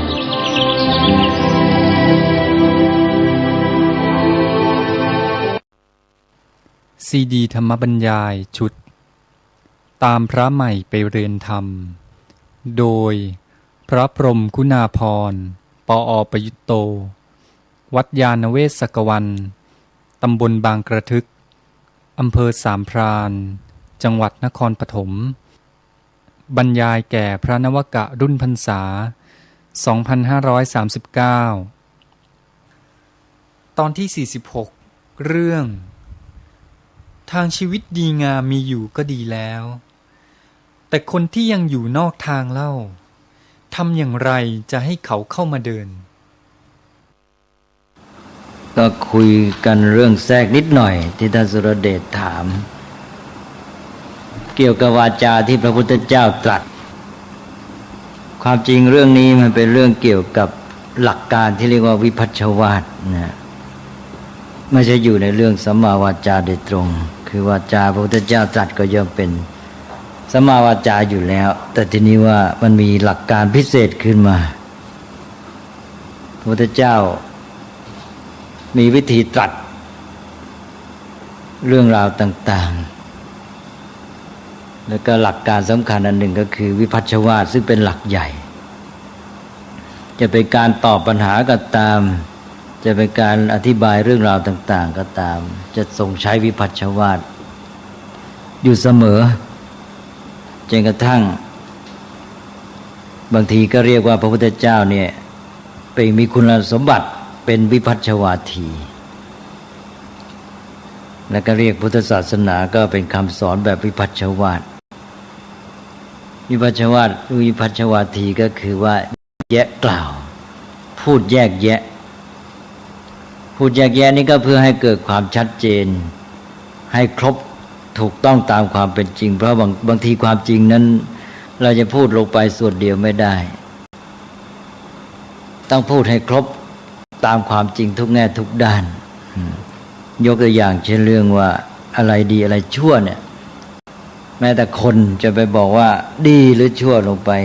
อย่างเดียวเนี่ยมันก็จะไม่ตรงตามความเป็นจริงนะเพราะแต่ละสิ่งแต่ละคนมีแง่ดีแง่เสียเพราะนั้นถ้าจะพูดให้ตรงก็ต้องแยกแยะพูดแยกว่าดีในแง่นี้ยังหย่อนในแง่นั้นนะทีนี้ในการตอบคำถามก็เช่นเดียวกันตอบคำถามนี่คำถามบางอย่างนี่จะตอบเด็ดขาดลงไปอย่างเดียวไม่ได้ต้องมีการแยกแยะเช่นอย่างเขาถามบอกว่าคนทุกคนในที่สุดต้องตายใช่ไหมอย่างนี้ก็พอจะตอบอย่างเดียวได้ว่าใช่นะแต่บอกนะแล้วไอ้ที่ตายทุกตนเป็นคนหรือเปล่านะอย่างนี้แหละตอบไม่ได้แหละต้องแยกแยะตอบว่าเป็นคนก็มีไม่ใช่คนก็มีแล้วก็อย่างนี้เป็นต้นนะอันนี้เป็นหลักการเกี่ยวกับเรื่องของการที่จะแสดงความจริงให้ถูกต้องมีเรื่องเป็นตัวอย่างเป็นพระสูตรหนึ่งนะซึ่ง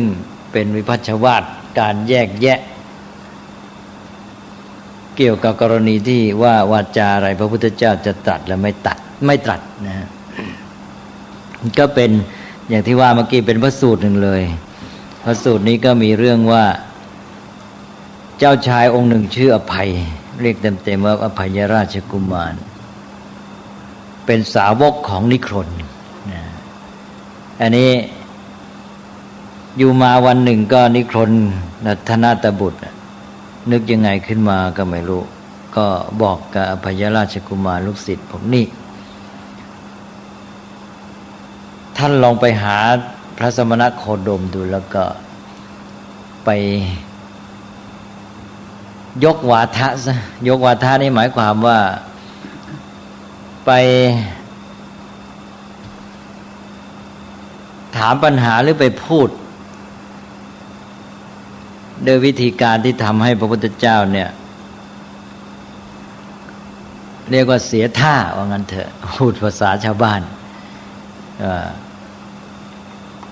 หมดทางไปตัน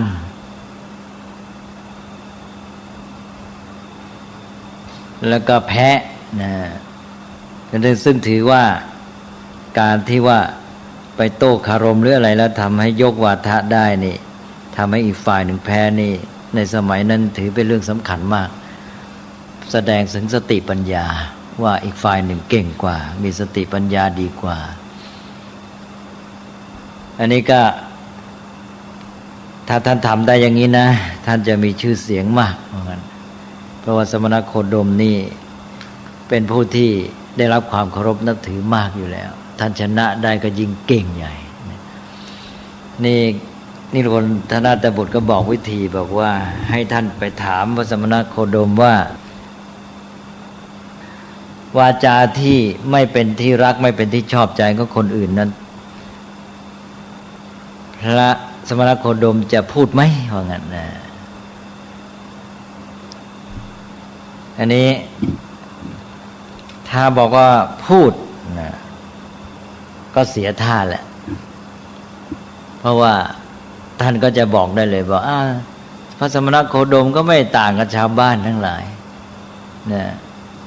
ชาวบ้านเขาก็พูดวาจาที่ไม่เป็นที่รักไม่เป็นที่ชอบใจของคนอื่น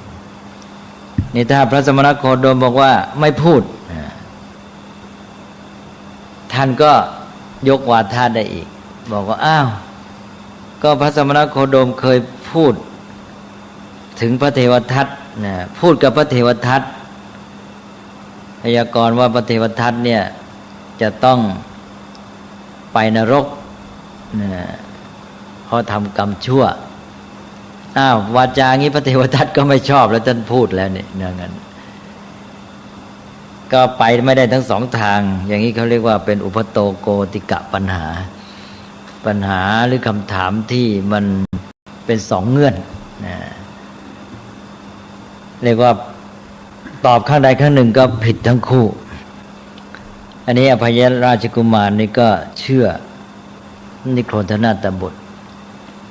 วันหนึ่งก็ได้โอกาสก็ไปเฝ้าพระพุทธเจ้าไปถึงเย็นเกินไปก็พิจารณาดูเวลาถ้าจะไม่เหมาะก็เลยเอางี้ดีกว่าเรานิมนต์ให้พระสมณโคดมนี่ไปฉันที่บ้านพรุ่งนี้แล้วก็จัดการที่นั่นนะก็เลยนิมนต์ว่าขอให้ท่านสมณโคดมเนี่ยรับภัตตาหารที่บ้านพรุ่งนี้4 รูปนะพระพุทธเจ้าก็เสด็จไปถวายภัตตาหารเสร็จแล้ว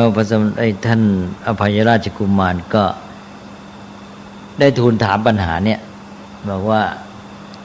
ถ้อยคำที่ไม่เป็นที่รักไม่เป็นที่พอใจของคนอื่นนี่พระองค์ตรัสไหมพุทธเจ้าก็ตรัสตอบบอกว่าเรื่องนี้เราไม่ตอบเด็ดขาดลงไปอย่างเดียวว่างั้นพอพระพุทธเจ้าตรัสอย่างนี้อภัยราชกุมารก็เสร็จแล้วเราหมดท่าแล้วถ้าพระพุทธเจ้าตรัสออกมาว่าพูดหรือไม่พูดอย่างเงี้ยก็อภัยราชกุมารก็ได้โอกาสเลยได้ทีเลยใช่ไหมอันนี้พระพุทธเจ้าไม่ตรัสอย่างนั้นตรัสบอกว่าเรื่องนี้เราไม่ได้ไม่กล่าวลงไปอย่างใดอย่างเด็ดขาดลงไปข้างเดียวทีนี้เมื่ออภัยราชกุมารได้ฟังอย่างนี้ก็เลยบอกเสร็จแล้วพวกนี้โคลนแย่แล้วว่างั้นแค่อุทานออกมาพระพุทธเจ้าก็เลยตรัสถามว่าเป็นยังไงล่ะอภัยราชกุมารก็เลยทูลเล่าให้ฟังว่าเรื่องมันเป็นอย่างนี้นิโครธนาถบุตรบอกให้มาถามนึกว่าจะยกวาทะพระสมณโคดมได้เนี่ยอันนี้ในถ้อยคำที่นิโครธนาถบุตรพูดมานะบอกว่าเนี่ยนะถ้าหากว่าพระสมณโคดมตอบว่าตรัสหรือตอบว่าไม่ตรัสก็ตามเนี่ยนะก็แปลว่าท่านไปไม่ได้ทั้งสองแง่ผิดหมดนะจะโดนภาวะที่กลืนไม่เข้าคายไม่ออกเหมือนกับว่ามีตะขอเหล็กเข้าไปสับที่คอว่างั้นจะกลืนก็ไม่ได้คายก็ไม่ออกนะเมื่ออภัยราชกุมารกราบทูลพระพุทธเจ้าอย่างนี้แล้วพระพุทธเจ้าก็เลยตรัสถามอภัยราชกุมารพอดีว่ามีเด็กคนหนึ่งเด็กเล็กๆเด็กอ่อนมานอนอยู่บนตักของอภัยราชกุมารพระพุทธเจ้าก็ตรัสถามบอกเนี่ยนี่ถ้าหากว่าเด็กคนเนี้ยเกิดหยิบเอาอะไรเป็นไม้หรือเป็นก้อนหินกรวดเล็กๆใส่ปากกลืนเข้าไปแล้วไปติดคออยู่เนี่ยแล้วท่านจะทำไงอภัยราชกุมารก็กราบทูลว่าก็ต้องเอาออกสิแล้วทีนี้ถ้าเอาออกยาก ก็ต้องล้วงต้องควักเอาจนกระทั่งออกถึงแม้จะมีเลือดไหลบ้างก็ต้องเอาว่างั้นที่ทำอย่างนี้ไม่ได้ว่าจะคิดร้ายต่อเด็กแต่ว่าเนี่ยด้วยความเมตตาด้วยความกรุณาต่อเด็กก็ต้องทำอย่างเงี้ยแม้เด็กจะต้องเจ็บพระพุทธเจ้าก็ตรัสบอกว่าเนี่ยก็เหมือนกันแหละเราจะพูดวาจาอะไรก็ได้ปรารถนาดีกับคนนั้นแต่บางทีก็ต้องพูดคำที่ไม่ชอบใจเหมือนกันแต่นี้พระพุทธเจ้าก็ตรัสแต่พระองค์ไม่ได้ตรัสเด็ดทีเดียวอย่างเงี้ยพระองค์ก็ตรัสว่าวาจาที่ไม่จริงไม่เป็นประโยชน์ไม่เป็นที่ชอบใจของเขาอย่างนี้พระองค์ไม่ตรัสว่างั้นนะอันนี้ก็ต่อไปวาจาที่จริงไม่เป็นประโยชน์ไม่เป็นที่ชอบใจของเขาพระองค์ก็ไม่ตรัสวาจาที่จริงเป็นประโยชน์ไม่เป็นที่ชอบใจของเขาพระองค์รู้จักการที่จะตรัสนี่โยมนี่นะรู้จักการไม่ใช่ตรัสเรื่อยเปื่อยต้องรู้จักการต้องเลือกเวลาที่จะตรัสนะหมายความบางทีก็ตรัสแต่ต้องรู้จักการด้วยนะอันนี้ก็ข้อสำคัญคำว่ารู้จักการเอาแล้วได้อันที่หนึ่งแล้วนะที่ว่ามีสามมานี่มีอันหนึ่งแล้วที่รู้จักการที่จะตรัสไม่ใช่อยู่ๆก็ตรัสอันที่ว่าตรัสเลยอันนี้ไม่มีต้องรู้จักการที่จะตรัสนะ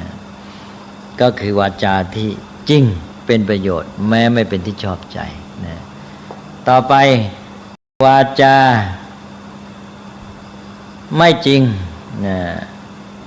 แล้วก็ไม่เป็นประโยชน์เป็นที่ชอบใจกับเขาพระองค์ก็ไม่ตรัสนะวาจาที่อะไรจริงไม่เป็นประโยชน์เป็นที่ชอบใจของเขาพระองค์ก็ไม่ตรัสนะวาจาที่จริงเป็นประโยชน์เป็นที่ชอบใจของเขานี่หมดเลยนะจริงเป็นประโยชน์ชอบใจเขาพระองค์ก็รู้จักการที่จะตรัสคือไม่ตรัสเรื่อยเปื่อยนะต้องรู้จักการจบเป็นอันว่ามี6ข้อนะก็หมายความว่าบางครั้งวาจาที่เขาไม่ชอบใจนี่แต่ว่ามันเป็นความจริงและเป็นประโยชน์พระองค์ก็รู้จักเวลาตรัสให้เหมาะรอเวลาหรือตรัสให้เหมาะสมกับการเวลานั้นๆที่ทำอย่างนี้ก็เพราะว่าหวังประโยชน์แก่เขาด้วยเอ็นดูด้วยกรุณาไม่ใช่หวังร้ายเหมือนอย่างกับว่าที่อภัยราชกุมารต้องล้วงเอาไม้เศษไม้เศษอิฐเศษหินออกจากคอเด็กนะแม้เด็กจะเจ็บแม้แต่เลือดไหลแต่ว่าเพื่อจะช่วยเด็กนั้นนั่นเองอันนี้การตรัสอย่างนี้วาจางี้ก็เป็นตัวอย่างของวิพัชวาทนะฮะที่ว่าไปแล้วและการตอบปัญหาอย่างนี้เรียกว่าวิพัชวาทพยากรณ์อันนี้เมื่อพระพุทธเจ้าตรัสตอบไปอย่างนี้แล้วอภัยราชกุมารก็เลื่อมใสนะก็เห็นในปรีชาญาณของพระพุทธเจ้าก็ประกาศความเลื่อมใสในพระสูตรก็กล่าวว่าได้ขอถึงพระรัตนตรัยเป็นสรณะตลอดชีวิตนะก็จบพระสูตรนี้อันนี้ก็จะเป็นหลักในการกล่าววาจาของคนทั่วไปและเป็นวิธีตอบปัญหาด้วยนะเหมือนอย่างจะมีใครมาถามว่าพระพุทธเจ้าสอนให้สันโดษใช่ไหมอย่างเงี้ยถ้าตอบไปว่าใช่แสดงว่าพลาดแหละเขาเรียกว่าเป็นเอกังสัพพยากรณ์หรือเป็นเอกังสวัฏฐะตอบแง่เดียวตอบผางลงไปเด็ดขาดอย่างนี้กรณีอย่างนี้ผิดนะเพราะว่าพระพุทธเจ้าสอนให้สันโดษก็มีสอนให้ไม่สันโดษก็มียังไงสอนให้สันโดษให้สันโดษในวัตถุเสพบำรุงบำเรอนะสำหรับพระก็สันโดษในปัจจัย4นี่ไม่สันโดษก็มีก็ให้ไม่สันโดษในกุศลธรรมใช่ไหมอย่างนี้นี่เป็นตัวอย่างเพราะนั้นใครมาถามปัญหาก็ต้องรู้จักแยกแยะ แล้วก็ตอบให้ตรงความเป็นจริงพอดีความจริงพอดีได้มันก็ต้องครบแง่เอาละครับนี่ก็ตอบที่ท่านสุรเดชได้ไม่ใช่ตอบอ่ะท่านขอให้พูดเรื่องนี้ก็เลยได้พูดไปแล้วนะฮะออกตามเรียนตามอาจารย์แล้วก็อย่างข้อ6เนี่ยสงสัยว่าทำไมถ้าวาจาจริงเป็นประโยชน์ที่ชอบใจจังเซงแล้วเรื่องการที่จะตรัสนะครับเรื่องการนะฮะไม่ใช่ว่าตรัสครั้งเลยไม่ต้องรู้จักเวลาตรัสแล้วให้เป็นประโยชน์กับเขาบางทีไปตรัสในบางเวลาก็ไม่เป็นประโยชน์กับเขาใช่ไหมเนี่ยต้องรู้จักทุกแม้ในกรณีที่ตรัสก็ต้องมีการลันอยู่ต้องรู้จักการต้องรู้จักเลือกเวลาแล้วยังมีหลักเรื่องวาจาสุภาษิตวาจาสุภาษิตวาจาที่ถือว่ากล่าวดีจะมีหลักเป็นจริงนะแล้วก็เป็นประโยชน์นะมีเหตุมีผลนะแล้วก็สมานสามัคคีหรือนะเป็นถ้อยคำสุภาพอ่อนหวานแล้วก็ถูกการนะพอประมาณในต่างๆมีหลายอย่างมีในที่โน้นบ้างที่นี้บ้างนะคุณสมบัติของถ้อยคำเหล่านี้อาจจะไม่เท่ากัน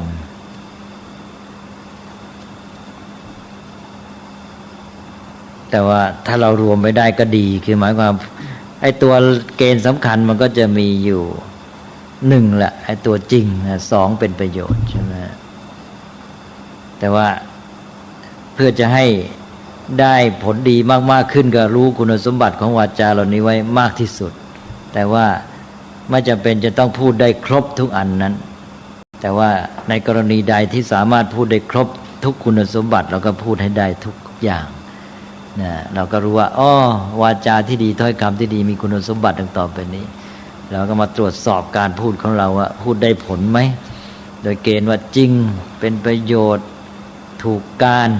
นะเป็นคำไพเราะอะไรต่างๆแล้วเนี้ยนะมันเป็นวิธีการทางที่ว่าถูกต้องในทางธรรมะด้วยแล้วก็เป็นการฝึกตนเองด้วยเพราะเรื่องถ้อยคำนี่เป็นเรื่องใหญ่มากนะก็โบราณก็บอกแล้วว่าปากเป็นเอกเลขเป็นโทแต่ยังต่อหนังสือเป็นตรีแต่ยังมีคนต่อไปอีกชั่วดีเป็นจัตวาว่าไปนั่นนะที่จริงก็ปากเป็นเอกเลขเป็นโทนั่นแหละนะไม่รู้ใครไปต่อนะปากเป็นเอกเลขเป็นโทนะหนังสือเป็นตรีชั่วดีเป็นตราชั่วดีเป็นตราไม่ใช่ชั่วดีเป็นจัตวาชั่วดีเป็นจัตวาก็แย่ดินะชั่วดีจัตวานี่ก็เลยกลายเป็นว่าชั่วดีมันเป็นที่4รังทายเป็นตรานั่นดีที่ว่าชั่วดีเป็นตราอย่างนี้ก็มีปากเป็นเอกเลขเป็นโทโบราณว่าหนังสือเป็นตรีมีปัญญาไม่เสียหายถึงรู้มากไม่มีปากลำบากกายมีอุบายใช้ไม่เป็นเหตุบริการอันนี้ใครล่ะอันนี้ก็เป็นเรื่องของสุนทรภู่ที่ไปเอาวาจาเก่าคำบังเพยเก่ามาแต่งให้เป็นกลอน8ขึ้นมาอีกทีเอาละจะขอผ่านไปแล้วเรื่องนี้นะฮะก็เป็นเรื่องแทรกนี่ก็กลับมาเรื่องมรรคของเราอีกความจริงเรื่องวาจาอะไรต่างๆเหล่านี้ก็ไม่พ้นไปจากมรรคกันแหละนะเพราะว่ามรรคเป็นหลักใหญ่ที่คุมหมดทางพฤติกรรมกายเรื่องพฤติกรรมทางกายวาจาแล้วก็เรื่องของจิตใจและปัญญาเนี่ยมรรคมีองค์8แล้วก็พูดไปแล้วที่บอกว่ามรรคนั้นเป็นทางดำเนินชีวิตที่ดีงามถูกต้องซึ่งเป็นทางเดียวแต่มีองค์ประกอบ8ประการถ้าเรามองดูอย่างที่พูดมาแล้วก็ทวนสักทีหนึ่งบอกว่าวิถีชีวิตหรือการดำเนินชีวิตอย่างนี้ก็มีฐานมาจากตัวสัมมาทิฏฐิหรือเป็นเชื้อให้เมื่อมีความรู้เข้าใจยึดถือหลักการอย่างไรในกรณีนี้เป็นความเชื่อความยึดถือหลักการที่ถูกต้องมันก็ออกมาเป็นความคิดแล้วก็มาเป็นการพูดการกระทำถูกต้องซึ่งเราจะเห็นได้ว่ามันมาเป็นลำดับแล้วก็จะมีด้านจิตใจมีเรื่องของความเพียรพยายามสติสมาธิมาช่วยนะ เราก็เห็นเรื่องความสอดคล้องเป็นลำดับไปนี้แต่ถ้ามองให้ดีอีกทีหนึ่งเนี่ยจะเห็นว่าพอสัมมาทิฏฐิเป็นฐานให้ก็มีความคิดว่าจะปฏิบัติการนะให้เป็นไปตามความเข้าใจนั้นนะตัวเองเห็นว่าสิ่งนี้ดีก็จะทำสิ่งนี้เห็นว่าสิ่งนี้ไม่ดีก็เว้นไม่ยอมทำสัมมาทิฏฐิเนี่ยเป็นตัวฐานเมื่อเห็นว่าเชื่อว่าอันนี้ดีสมาสังกัปปะก็ดำริว่าจะทำพอดำริว่าจะทำเนี่ยตัวผลักดันสำคัญนี่เป็นอยู่ในใจนะคือตัวพลังของความเพียรเนี่ยจะออกมาเลยจะมาหนุนทันทีเลยนะนึกคดีมันยังไม่ทันออกเป็นการปฏิบัติการในซ้ำนะตัวเพียรนี่มันหนุนทันทีเลยนะมันก่อนที่จะออกมาเป็นการกระทำในซ้ำถ้าเราพูดแบบเมื่อกี้คล้ายๆว่าเป็นไปตามลำดับว่าเชื่อเห็นเข้าใจอย่างไรก็คิดอย่างนั้นคิดอย่างไรก็พูดอย่างนั้นแล้วก็ทำอย่างนั้นใช่ไหม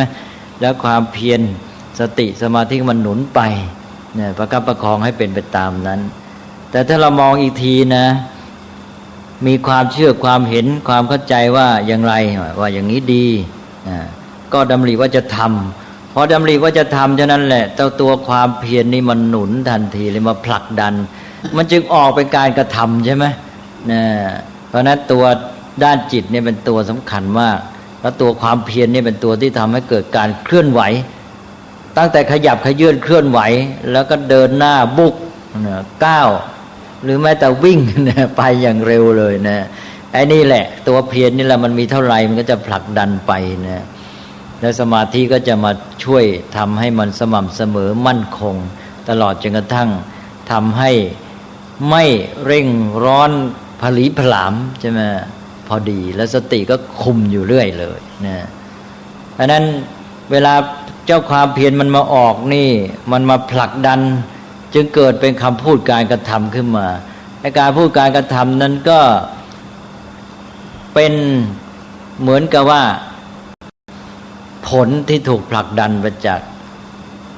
เจ้าด้านจิตใจนี่อีกทีหนึ่งแล้วก็เพียงแต่ว่าคุมไว้ด้วยสัมมาวาจาสัมมากัมมันตะให้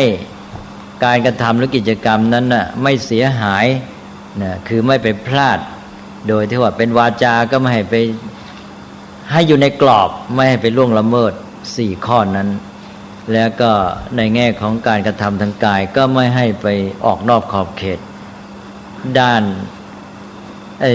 สัมมาวาจานะไม่ออกนอกขอบเขต3อย่างใช่ไหมเพราะนั้นเมื่อไม่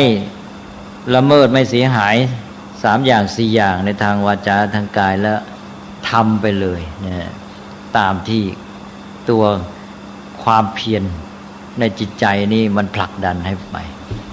นั้นด้านจิตใจก็มีความสำคัญเป็นอย่างยิ่งนะเป็นตัวที่มีบทบาทอย่างสูงเพราะนั้นวายามะเนี่ยเป็นตัวเรื่องใหญ่ทีนี้ว่าเพื่อวายามะความเพียรหรือวิริยะนี่มันจะได้ไม่ไปผิดทางหรือว่าไม่ผลีผลามเป็นต้นอย่างที่ว่าไปเลยเนี่ยเจ้าสติสมาธิก็มาช่วยคอยคุมคอยกำกับนะเอาละครับที่จริงพูดมามากแล้วเรื่องมรรคนะอันนี้สิ่งที่จะพูดต่อไปก็คือว่าเราพูดกันมาแล้วว่ามรรคมีอย่างเงี้ยวิถีชีวิตมีองค์ประกอบ8อย่างเริ่มด้วยสัมมาทิฏฐิเป็นฐานสัมมาทิฏฐิความเชื่อความเข้าใจความเห็นการยึดถือหลักการที่ถูกต้องเป็นจุดเริ่มให้มันเชื่อมันเห็นมันเข้าใจอย่างไรมันก็จะคิดการทำไปตามนั้นทีนี้ก็ถามย้อนเข้าไปอีกทีละแล้วความเชื่อความเห็นความเข้าใจการถือหลักการที่ถูกต้องนั้นจะเกิดขึ้นอย่างไรนี่สิตอนนี้สิเนี่ยเรายอมรับแล้วว่าสำคัญเนี่ยมรรคเนี่ยสำคัญอย่างยิ่งและสัมมาทิฏฐิก็เป็นฐานของมรรคเนี่ยเป็นตัวจุดเริ่มต้นเลยของมรรคของทางดำเนินชีวิตที่ถูกต้องไม่ได้เถียงแต่ว่าแล้วทำยังไงจึงจะมีสัมมาทิฏฐิสัมมาทิฏฐิจะเกิดขึ้นได้อย่างไรหรือถ้าจะเปรียบในทางรูปธรรมก็ว่าทางเดินอยู่นั่นต้องไปเดินที่ทางนั้นตั้งแต่ต้นพอเข้าสู่ทางแล้วก็เดินไปเราก็บอกว่าเอาละยอมรับทางนั้นดีถูกต้องไปเดินทางนั้นแต่คนจำนวนมากเนี่ยเขาอยู่ที่ไหนก็ไม่รู้เขายังไม่เห็นเลยว่าทางอยู่ที่ไหน แล้วอยู่ๆเขาจะมาเข้ามาเดินในทางนี้ได้อย่างไรเนี่ยคำถามมันก็มีขึ้นมา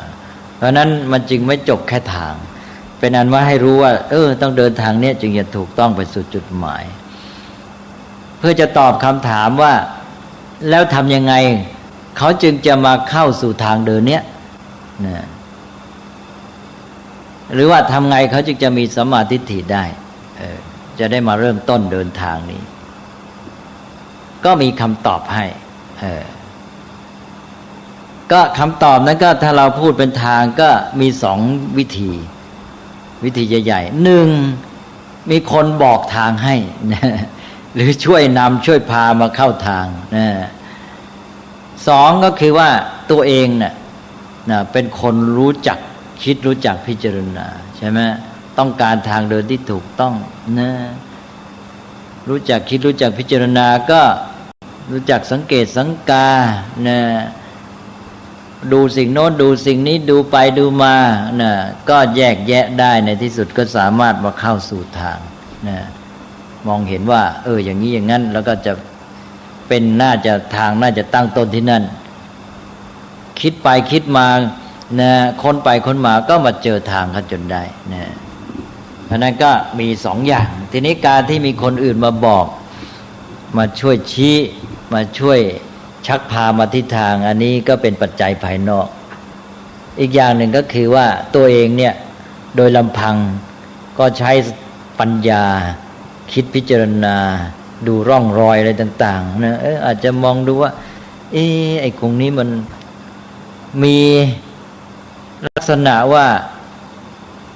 มีอะไรมีเครื่องหมายอะไรบางอย่าง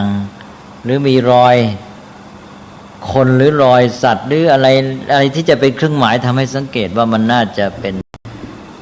มีทางอยู่ตรงนั้นอะไรนะหรือมีต้นไม้มองแล้วมันไม่มากไม่แน่นเหมือนกองอื่นอะไรใช่ไหมก็โดยสังเกตอะไรเนี่ยโดยการใช้ความคิดพิจารณาเนี่ยทำให้เขามาจนถึงจุดเริ่มต้นของทางได้สำเร็จนี่เป็นปัจจัยภายในนะปัจจัยภายนอกเสียงบอกจากคนอื่นทางพระท่านเรียกว่าปรโตโคสะปรโตก็จากคนอื่นโคสะก็คือเสียงบอกเสียงเล่าเสียงโฆษณาเสียงเชิญชวนนะอันนี้ปัจจัยที่หนึ่งปัจจัยภายนอกปรโตโคสะแล้วก็สองก็ปัจจัยภายในคือการรู้จักคิดพิจารณาของตนเองอันนี้ภาษาพระเรียกว่าโยนิโสมนสิการนะก็เข้าสู่หลักการอีกหลักหนึ่งที่พระพุทธเจ้าตรัสไว้เรียกว่าปัจจัยแห่งสัมมาทิฏฐิ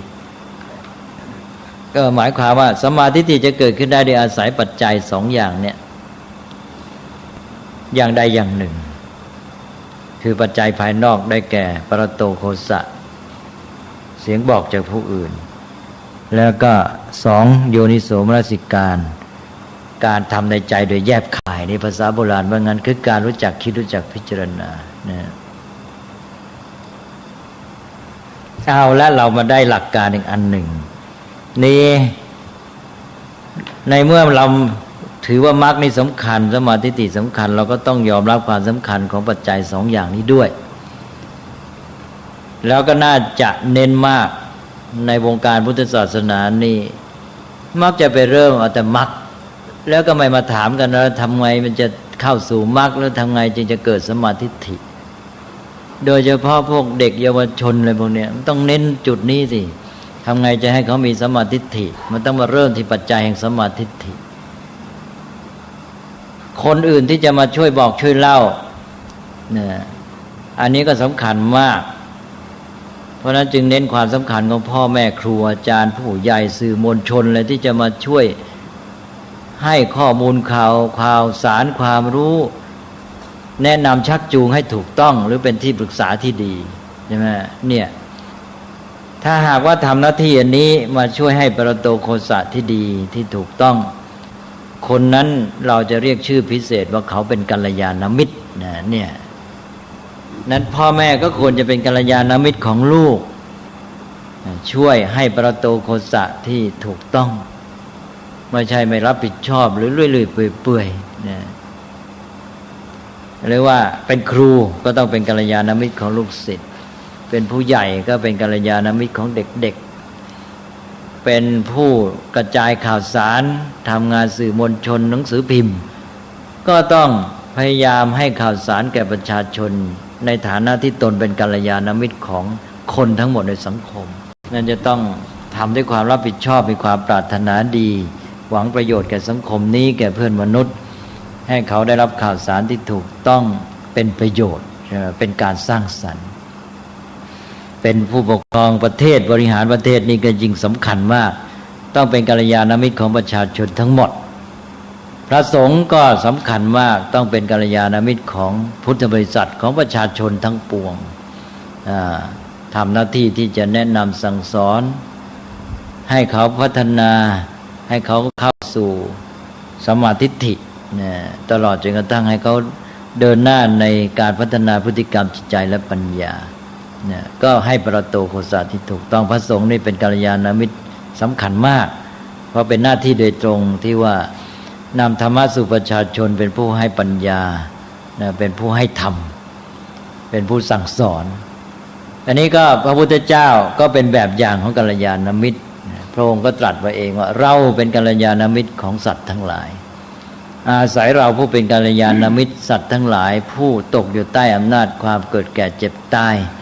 โศกปริเทวทุกขโทมนัสอุปาญาตก็พ้นไปจากทุกข์เหล่านั้นเนี่ยพระพุทธเจ้าที่มาสอนทั้งหมดเนี่ยเป็นพระศาสดาเนี่ยคือทำหน้าที่กัลยาณมิตรพระองค์ก็ตรัสไว้อันนี้อยู่ในพระสูตรเลยว่าเราเป็นกัลยาณมิตรของสัตว์ทั้งหลาย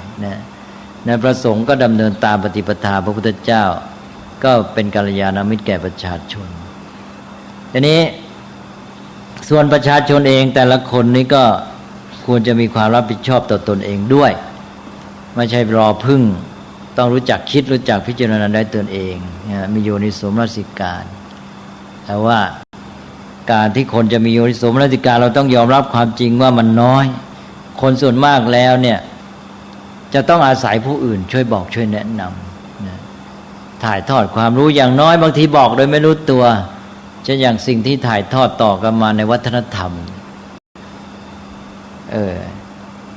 จะทำอะไรจะไปไหนจะดำเนินชีวิตอย่างไรจะไปซื้อของที่ไหนอะไรต่างๆเนี่ยนะก็ต้องบอกกล่าวกันทั้งนั้นบางทีก็ไม่ได้รู้ตัวไม่ได้ตั้งใจก็บอกกันไปนี่เรื่องของวัฒนธรรมเรื่องของชีวิตในสังคมเนี่ยมันก็จะเป็นเรื่องที่ว่าเป็นปรโตโคสะทำให้คนที่เกิดขึ้นมาในสังคมนั้นได้อาศัยนี่คนส่วนใหญ่ก็ต้องอาศัยนี่แหละปัจจัยข้อที่หนึ่งคือปรโตโคสะโดยเฉพาะจากกัลยาณมิตรมาช่วยคนน้อยคนจะมีโยนิโสมนสิการในตนเองที่จะสามารถดำเนินชีวิตที่ดีด้วยโยนิโสมนสิการน้อยคนในอย่างเด็กเกิดมาถ้าไม่มีพ่อแม่มาเป็นกัลยาณมิตรให้ปรโตโคสะที่ดีก็อาจจะถูกชักจูงเขวไปได้ง่าย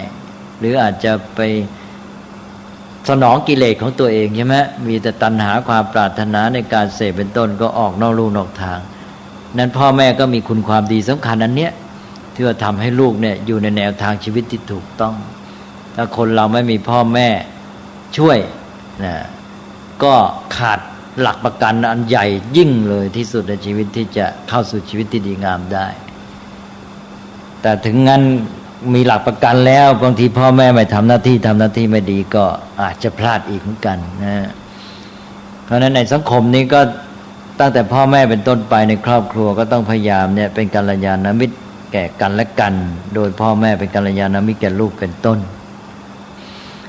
ก็จะประคับประคองสังคมนี้ให้เป็นไปได้ดีนี่คนจำนวนน้อยที่ว่ามีโยนิโสมนสิการเนี่ยเป็นผู้ที่จะทำให้เกิดความก้าวหน้าความเปลี่ยนแปลงในสังคมคนจำนวนน้อยนี่ก็โดยเฉพาะพระพุทธเจ้าพระปัจเจกพุทธเจ้าแม้แต่พระสารีบุตรพระอรหันต์องค์สำคัญการที่จะเข้าถึงปัญญาสูงสุดตรัสรู้สัจธรรมนี่ยังใช้โยนิโสมนสิการของตนเองได้ไม่เต็มที่เลยไม่สามารถตรัสรู้สัจธรรมได้ยังต้องอาศัยปรโตโคสะจากกัลยาณมิตรคือพระพุทธเจ้าใช่ไหมเพราะนั้นคนที่มีโยนิโสมนสิการจริงๆถึงยอดสุดตรัสรู้สัจธรรมได้ด้วยตนเองก็มีแต่ท่านยกไว้ให้พระพุทธเจ้าพระปัจเจกพุทธเจ้า ถ้าไม่มีคนที่มีโยนิโสมนสิการอย่างนี้ยุคสมัยไม่มีเกิดขึ้นใช่ไหมการตรัสรู้นั่นเองไม่เกิดขึ้นนะการเปลี่ยนแปลงของยุคสมัยของมนุษย์ของสังคมอารยธรรมจะเดินหน้าไปไม่ได้เพราะว่าคนทั้งหลายก็ได้แค่ตามคนเก่าใช่ไหมคนเก่ามีความรู้ปรารถนาดีก็ให้ประโตโคสะถ่ายทอดมาคนใหม่ก็รับไปก็อยู่เท่าเดิมนี่อย่างถ้าพระพุทธเจ้าไม่มีโยนิโสมนสิการพระพุทธเจ้าก็เกิดมาท่ามกลางสภาพแวดล้อมสังคมเหมือนกับพระราชบิดาพระราชมารดาพระพุทธบิดาพระพุทธมารดาแล้วก็ผู้ใหญ่เจ้านายในวังคนในสังคมยุคนั้นเขาก็เกิดมาท่ามกลางสภาพแวดล้อมอย่างเดียวกันกับพระพุทธเจ้าแล้วเขาก็ได้รับคำสอนคำกล่าวอะไรอย่างเดียวกันเขาก็ดำเนินชีวิตไปได้สร้างสรรค์สังคมไปแต่ว่าก็อยู่ไปอย่างนั้นเกิดตายกันไปหมุนเวียนไปพระพุทธเจ้าก็มาเกิดในท่ามกลางสภาพแวดล้อมนั้นในหมู่ผู้คนเหล่านั้นพระองค์ก็เห็นสิ่งเดียวกันที่เขาเห็นนะต้องไปดำเนินชีวิตท่ามกลางสิ่งแวดล้อมอย่างเดียวกันแต่พระพุทธเจ้าเห็นสิ่งเหล่านั้นแล้วพระองค์มองแล้วไม่ได้เห็นเหมือนเขาใช่ไหมอันนี้เห็นแต่ว่าเห็นนั่นแหละเห็นเหมือนกันแต่เห็นไม่เหมือนกันนะหรือว่าเห็นเหมือนกันแต่รู้ไม่เหมือนกันหรือว่าใช้ศัพท์ให้แยกก็คือมองสิ่งเดียวกันแต่เห็นคนละอย่างนะอันนี้พระพุทธเจ้าเห็นสิ่งที่คนอื่นเขาก็ได้เห็นอย่างเดียวกันนั้นแต่พระองค์ได้เห็นอะไรบางอย่างที่ลึกซึ้งซ่อนอยู่ในนั้นอีกทีหนึ่งจากการที่มองเห็นความหมายความจริงที่ซ่อนอยู่เบื้องหลังที่คนอื่นเขาไม่เห็นเนี่ยพระองค์ก็ได้ทรงกระทำสิ่งใหม่ที่ทำให้เกิดการเปลี่ยนแปลงกันสังคมชมพูทวีปทำให้ยุคสมัยเปลี่ยนแปลงไปเราดูพระพุทธเจ้าเป็นตัวอย่างคนอื่นๆก็เช่นเดียวกันที่เรียกว่าเป็นมหาบุรุษนะสร้างยุคสมัยทำให้เกิดการเปลี่ยนแปลงทำให้อารยธรรมนี่หันเหสุทิศทางใหม่หรือความก้าวหน้าอย่างใหญ่หลวงอะไรเนี่ยก็ล้วนแต่มีโยนิโสมนสิการใช่ไหมมองเห็นอะไรอย่างเดียวกับคนอื่นแต่ว่ามันได้ความรู้ความเข้าใจอย่างใหม่ขึ้นมาเคยยกตัวอย่างเช่นนิวตันนะอันนี้เอาอารยธรรมของตะวันตกนะคนอื่นเขาก็เห็นโลกเห็นชีวิตเห็นความเป็นไปการเคลื่อนไหวสิ่งต่างๆเห็นแม้แต่ลูกแอปเปิ้ลหล่นมาทุกวันพอเห็นแล้วลูกแอปเปิ้ลมาว่าไอ้นี่ลูกนี้เสียอาจจะต้องทิ้งเปื้อนหรือว่าลูกนี้ดีเอาไปกินจบใช่ไหม ก็ได้แค่นั้นนะแต่ว่าในนิวตันเห็นลูกแอปเปิ้ลตกลงไปแล้วมันไม่ได้เห็นแค่ลูกแอปเปิ้ลตกแล้วจะเอาไปกินหรือเอาไปทิ้งใช่ไหมแต่ว่ามันเห็นความจริงที่อยู่เบื้องหลังอันนี้อีกอันนี้แหละเป็นโยนิโสมนสิการนะฮะโยนิโสมนสิการนี่เป็นสิ่งสำคัญอย่างยิ่งนั่นเป็นตัวที่สร้างยุคสมัยเป็นตัวที่ทำให้เกิดความเปลี่ยนแปลงในอารยธรรมทำให้เกิดการค้นพบใหม่ๆโดยเฉพาะมหาบุรุษอย่างพระพุทธเจ้าก็จึงต้องมีโยนิโสมนสิการนะที่พูดมานี้ก็ให้เห็นว่าโยนิโสมนสิการนั้นมีความสำคัญอย่างยิ่งนะแต่ว่าน้อยคนจะมีดังนั้นคนส่วนใหญ่ก็ต้องอาศัยกัลยาณมิตรมาให้ประโตโคสะที่ถูกต้องสังคมเห็นกับคนจำนวนมากเหล่านี้จึงได้จัดระบบกระบวนการถ่ายทอดวัฒนธรรมและความรู้วิชาการต่างๆโดยจัดเป็นระบบจัดตั้งขึ้นมาเป็นจัดตั้งระบบกัลยาณมิตรขึ้นมาเกิดเป็นกระบวนการหรือระบบที่เรียกว่าการศึกษานะเพราะนั้นการศึกษาที่เราทำอยู่เนี่ยที่มีโรงเรียนมีวิทยาลัยมีมหาวิทยาลัยก็คือระบบกัลยาณมิตรจัดตั้งนะเพื่อจะให้คนส่วนใหญ่ในสังคมซึ่งจะต้องอาศัยประโตโคสะเนี่ยได้ประโยชน์ได้สามารถพัฒนาตนเองได้การศึกษาที่แท้ก็ไม่ใช่อยู่เฉพาะในระบบจัดตั้งที่เรียกว่าโรงเรียนและวิทยาลัยมหาวิทยาลัยสถาบันการศึกษาที่แท้จริงก็อยู่ที่ชีวิตแต่ละคนนั่นแหละใช่ไหมเพราะนั้น บางทีเราลืมไปก็ไปมองการศึกษาเฉพาะในโรงเรียนในสถาบันที่จัดตั้งก็อาจจะมองข้ามการศึกษาส่วนอื่นไปเสียการศึกษาเริ่มแต่ในครอบครัวเป็นต้นความเป็นกัลยาณมิตรระหว่างพ่อแม่กับลูกแล้วก็เชื่อมให้กัลยาณมิตรที่ทำหน้าที่มาปลุกโยนิโสมนสิการให้เกิดขึ้นในเด็กถ้าเด็กนั้นได้มีโยนิโสมนสิการก็จะพัฒนาได้ดีและจะพึ่งตนเองได้ถ้าต้องอาศัยปรโตโคสะจากกัลยาณมิตรแกก็ต้องพึ่งอยู่เรื่อยไปนี่เด็กรู้จักคิดรู้จักพิจารณาเด็กก็จะเริ่มเป็นทาสของตัณหาน้อยลงก็จะมีปัญญามาดำเนินชีวิตใช่ไหมนี่ถ้าหากว่าเราไม่ได้โยนิโสมนสิการก็เชื่อฟังทำไปตามที่ผู้อื่นบอกกล่าวแล้วก็ถ้าไม่มีผู้อื่นบอกกล่าวแนะนำก็ดำเนินชีวิตไปตามตัณหาและอวิชชาใช่ไหมตามที่ตัวอยากต้องการโดยมีความไม่รู้ไม่เข้าใจมาเป็นพื้นฐานอยู่แล้วก็เริ่มตั้งแต่มีชีวิตขึ้นมาก็ต้องดำเนินการให้ใช้หลักปรโตโคสะโดยมีกัลยาณมิตรแล้วก็ฝึกโยนิโสมนสิการกันเรื่อยๆไปไม่เฉพาะไปรอเข้าโรงเรียนเป็นการศึกษาแบบแผนที่จัดตั้งให้เป็นการศึกษาที่มีขึ้นในชีวิตจริงๆตั้งแต่ในครอบครัวแล้วพอไปเข้าโรงเรียนก็พ่อครูอาจารย์ก็มารับต่อแต่ว่าการศึกษาในโรงเรียนจะเป็นเพียงการถ่ายทอดศิลปะวิทยาในการที่ว่ารู้เฉพาะอย่างหรือว่าเอาไปดำเนินชีวิตทำประกอบอาชีพเท่านั้นเองนี่ตัวการศึกษาที่แท้ของชีวิตที่จะให้มีชีวิตที่ดีงามเนี่ยมันเริ่มมาแต่ในครอบครัวจึงเรียกพ่อแม่ว่าเป็นบูรพาจารย์ในพุทธศาสนานี่เรียกพ่อแม่ว่าเป็นบูรพาจารย์แปลว่าอาจารย์ต้นครูต้นครูคนแรกถ้าครูคนแรกเริ่มไว้ดีให้การศึกษาพื้นฐานไปแล้วเด็กพัฒนาพฤติกรรมจิตใจและปัญญาดีก็ไปถึงโรงเรียนนี้ครูก็มาเสริมมาช่วยมาให้ความรู้เฉพาะอย่างเกื้อหนุนเด็กยิ่งขึ้นไปแต่ถ้าพ่อแม่ไม่ทำหน้าที่เด็กไม่มีการพัฒนาผิดพลาดมาแต่ต้นมีพฤติกรรมที่ผิดมีจิตใจที่ผิดมี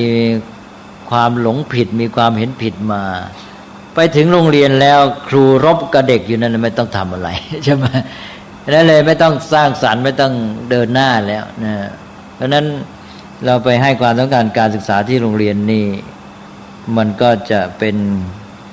กระบวนการศึกษาที่บกพร่อง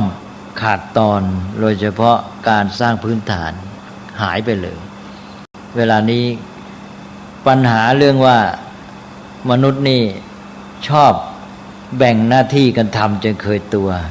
ซึ่งเป็นความสามารถพิเศษของมนุษย์ในการแบ่งงานกันทำแต่เสร็จแล้วมันกลายเป็นชำนาญพิเศษในแต่ละเรื่องถือว่าครูนี่แหละทำหน้าที่ทางการศึกษาคนอื่นไม่เกี่ยวแบ่งงานกันทำนั้นพ่อแม่ก็เลยยกหน้าที่ให้ครูว่าพ่อแม่ไม่มีหน้าที่ในการศึกษาจบเลยถ้าอย่างนี้นะก็ต้องให้พ่อแม่ตระหนักในเรื่องความเป็นบุรพาจารย์ครูคนต้นแล้วก็เป็นกัลยาณมิตร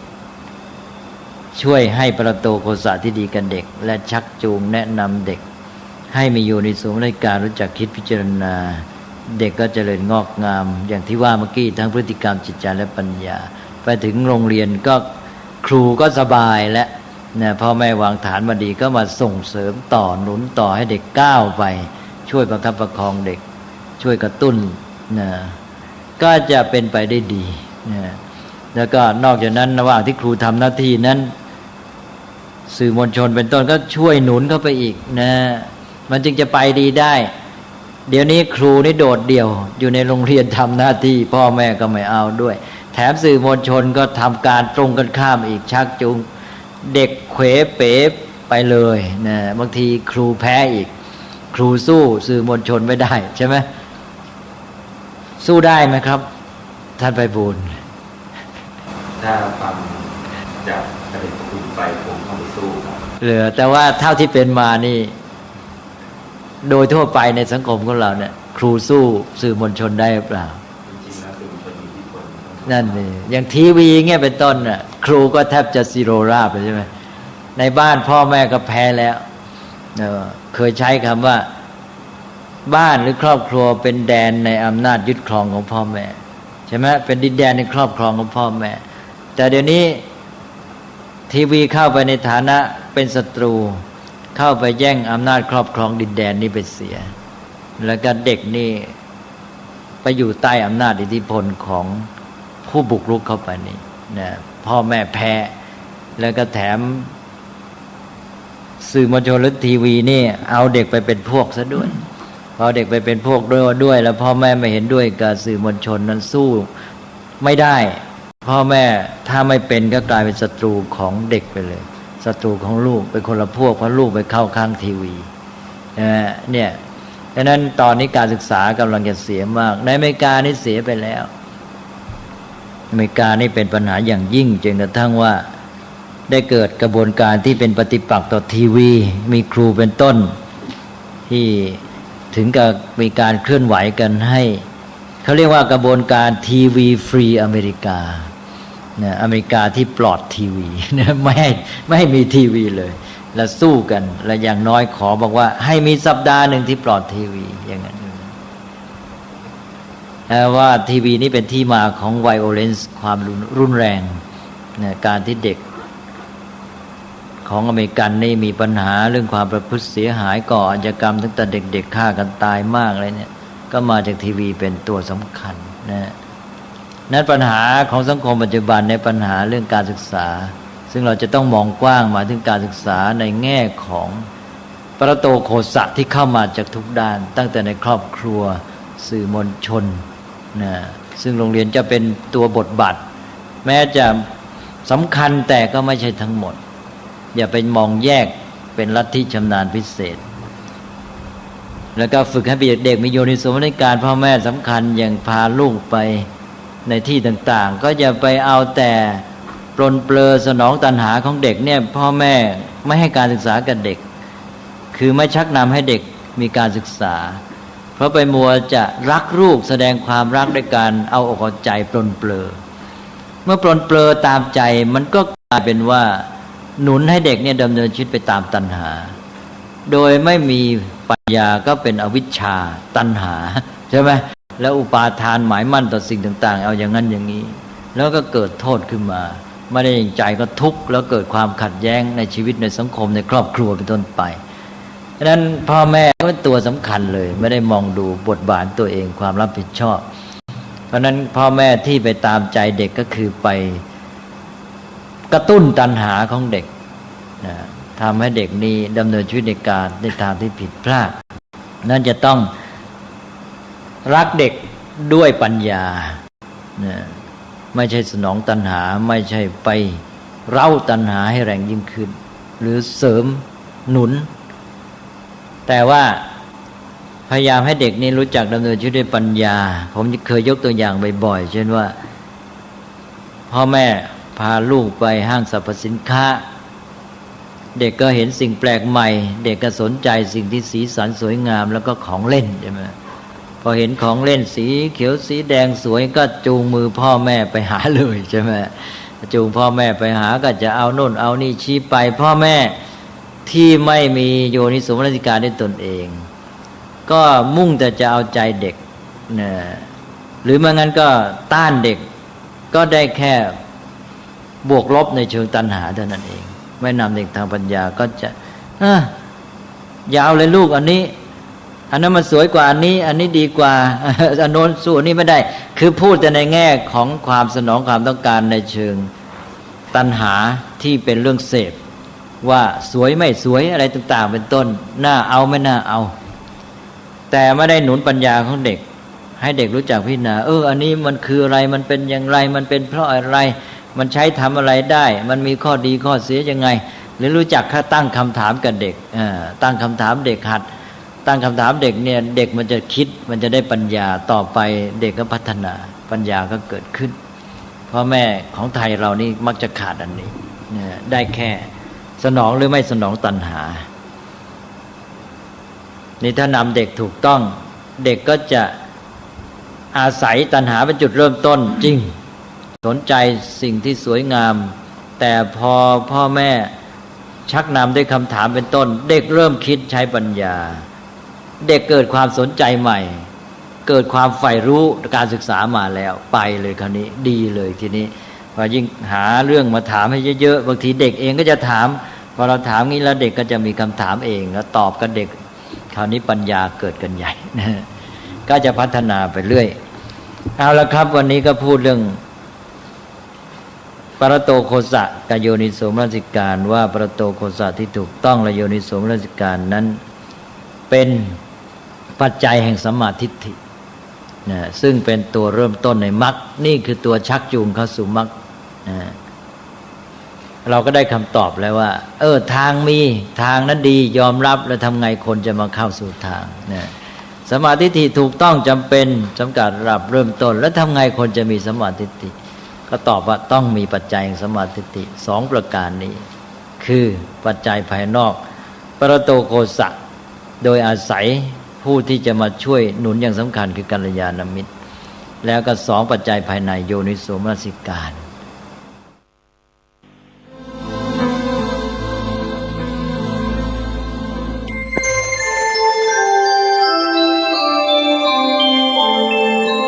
ขณะนี้ท่านกำลังฟังสถานีวิทยุกระจายเสียง FM 104.5 เมกะเฮิรตซ์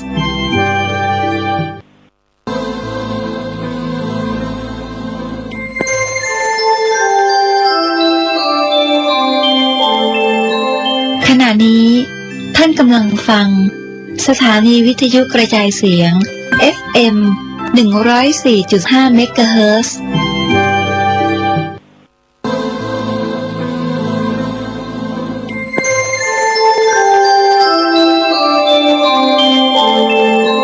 ขณะนี้ท่านกำลังฟังสถานีวิทยุกระจายเสียง FM 104.5 เมกะเฮิรตซ์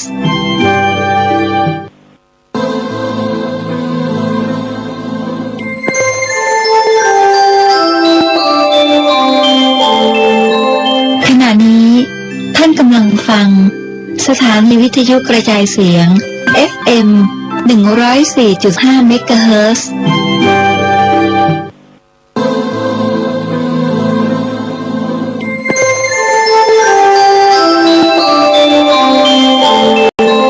ขณะนี้ท่านกำลังฟังสถานีวิทยุกระจายเสียง FM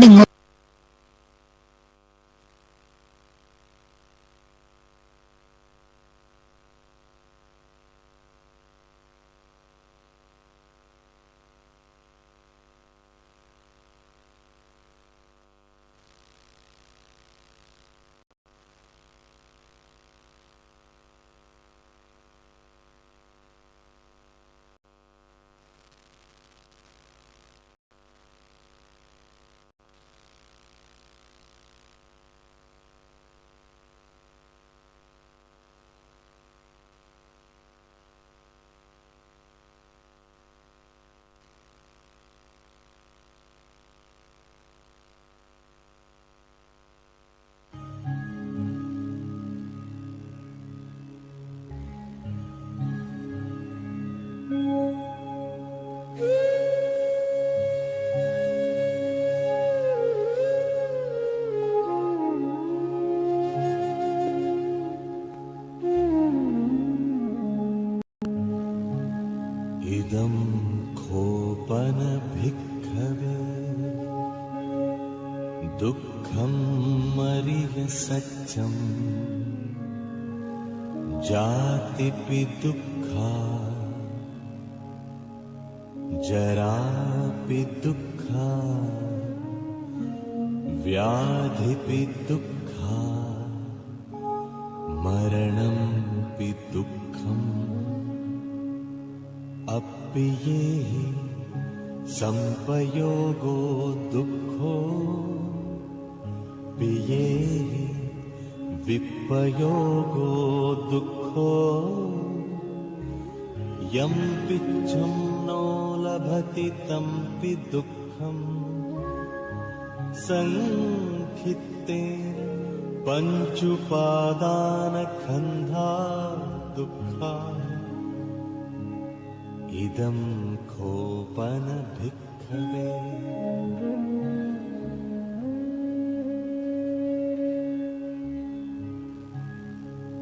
इदं खोपन भिक्खवे दुःखसमुदयं यम् अरिय सत्यं यायं तण्हा पोनो भविका नन्दिरागसहगता तत्र तत्राभिनन्दिनी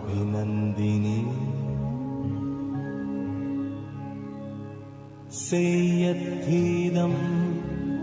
कामतण्हा भवतण्हा विभवतण्हा इदं खोपन भिक्खवे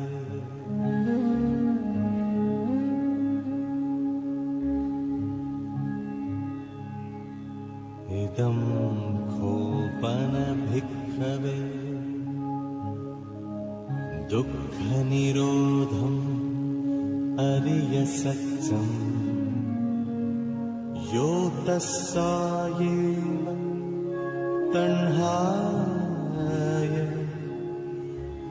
अशेष विराग निरोध चागो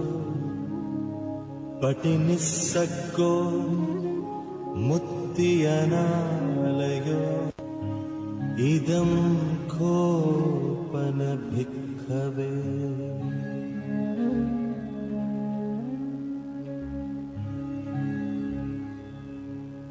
इदं खोपन भिक्खवे दुःखनिरोधगामिनी पटिपदा अरिय सत्य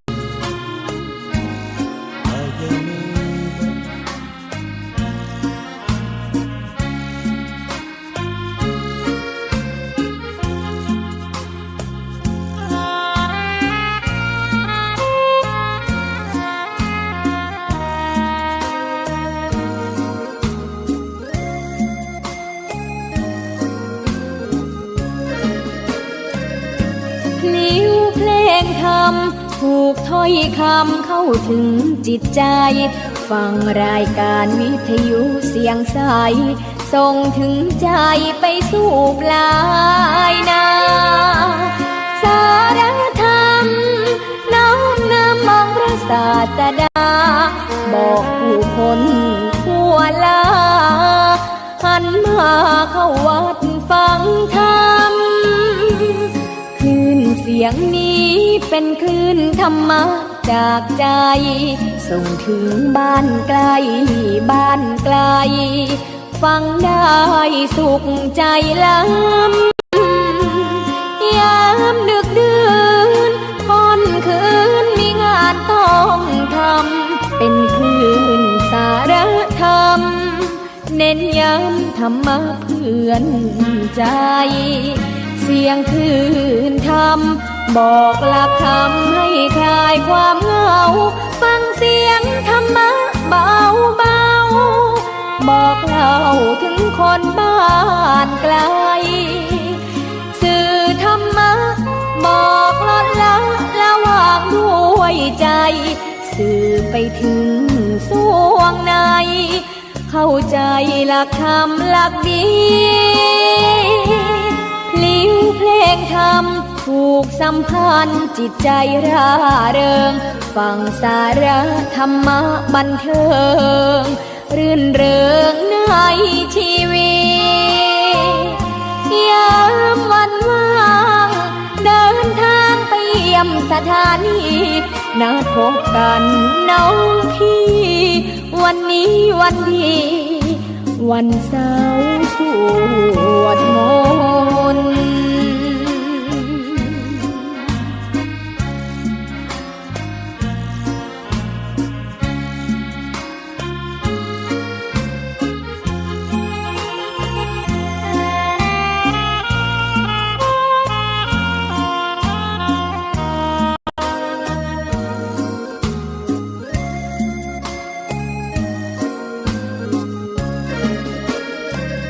เสียงคลื่นธรรมบอกหลักธรรมให้คลายความเหงาฟังเสียงธรรมะเบาเบา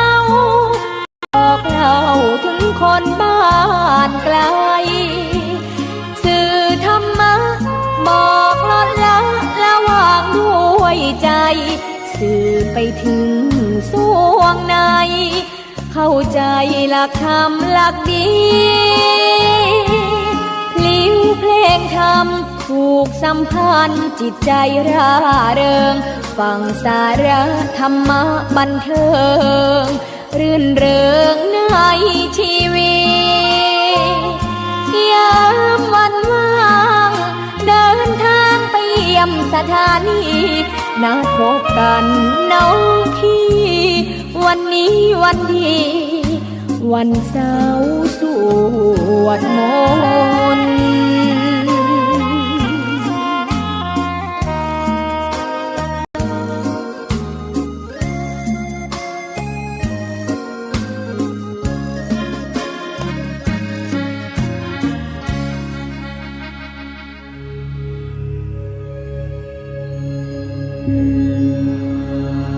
बुद्धं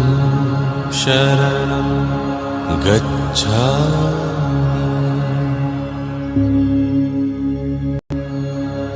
धम्मं शरणं गच्छामि संघं शरणं गच्छामि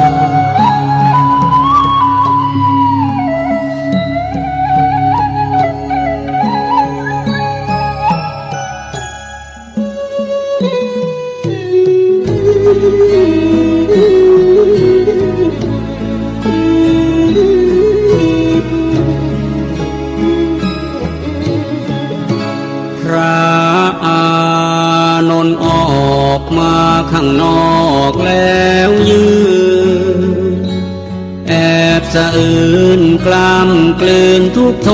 มทวี องค์พระมุนินจะสิ้นแล้วแต่เรานี่อาสวามีมีสิ้นไปองค์พระบรมครูจะทอดทิ้งเราให้อยู่อย่างเดียว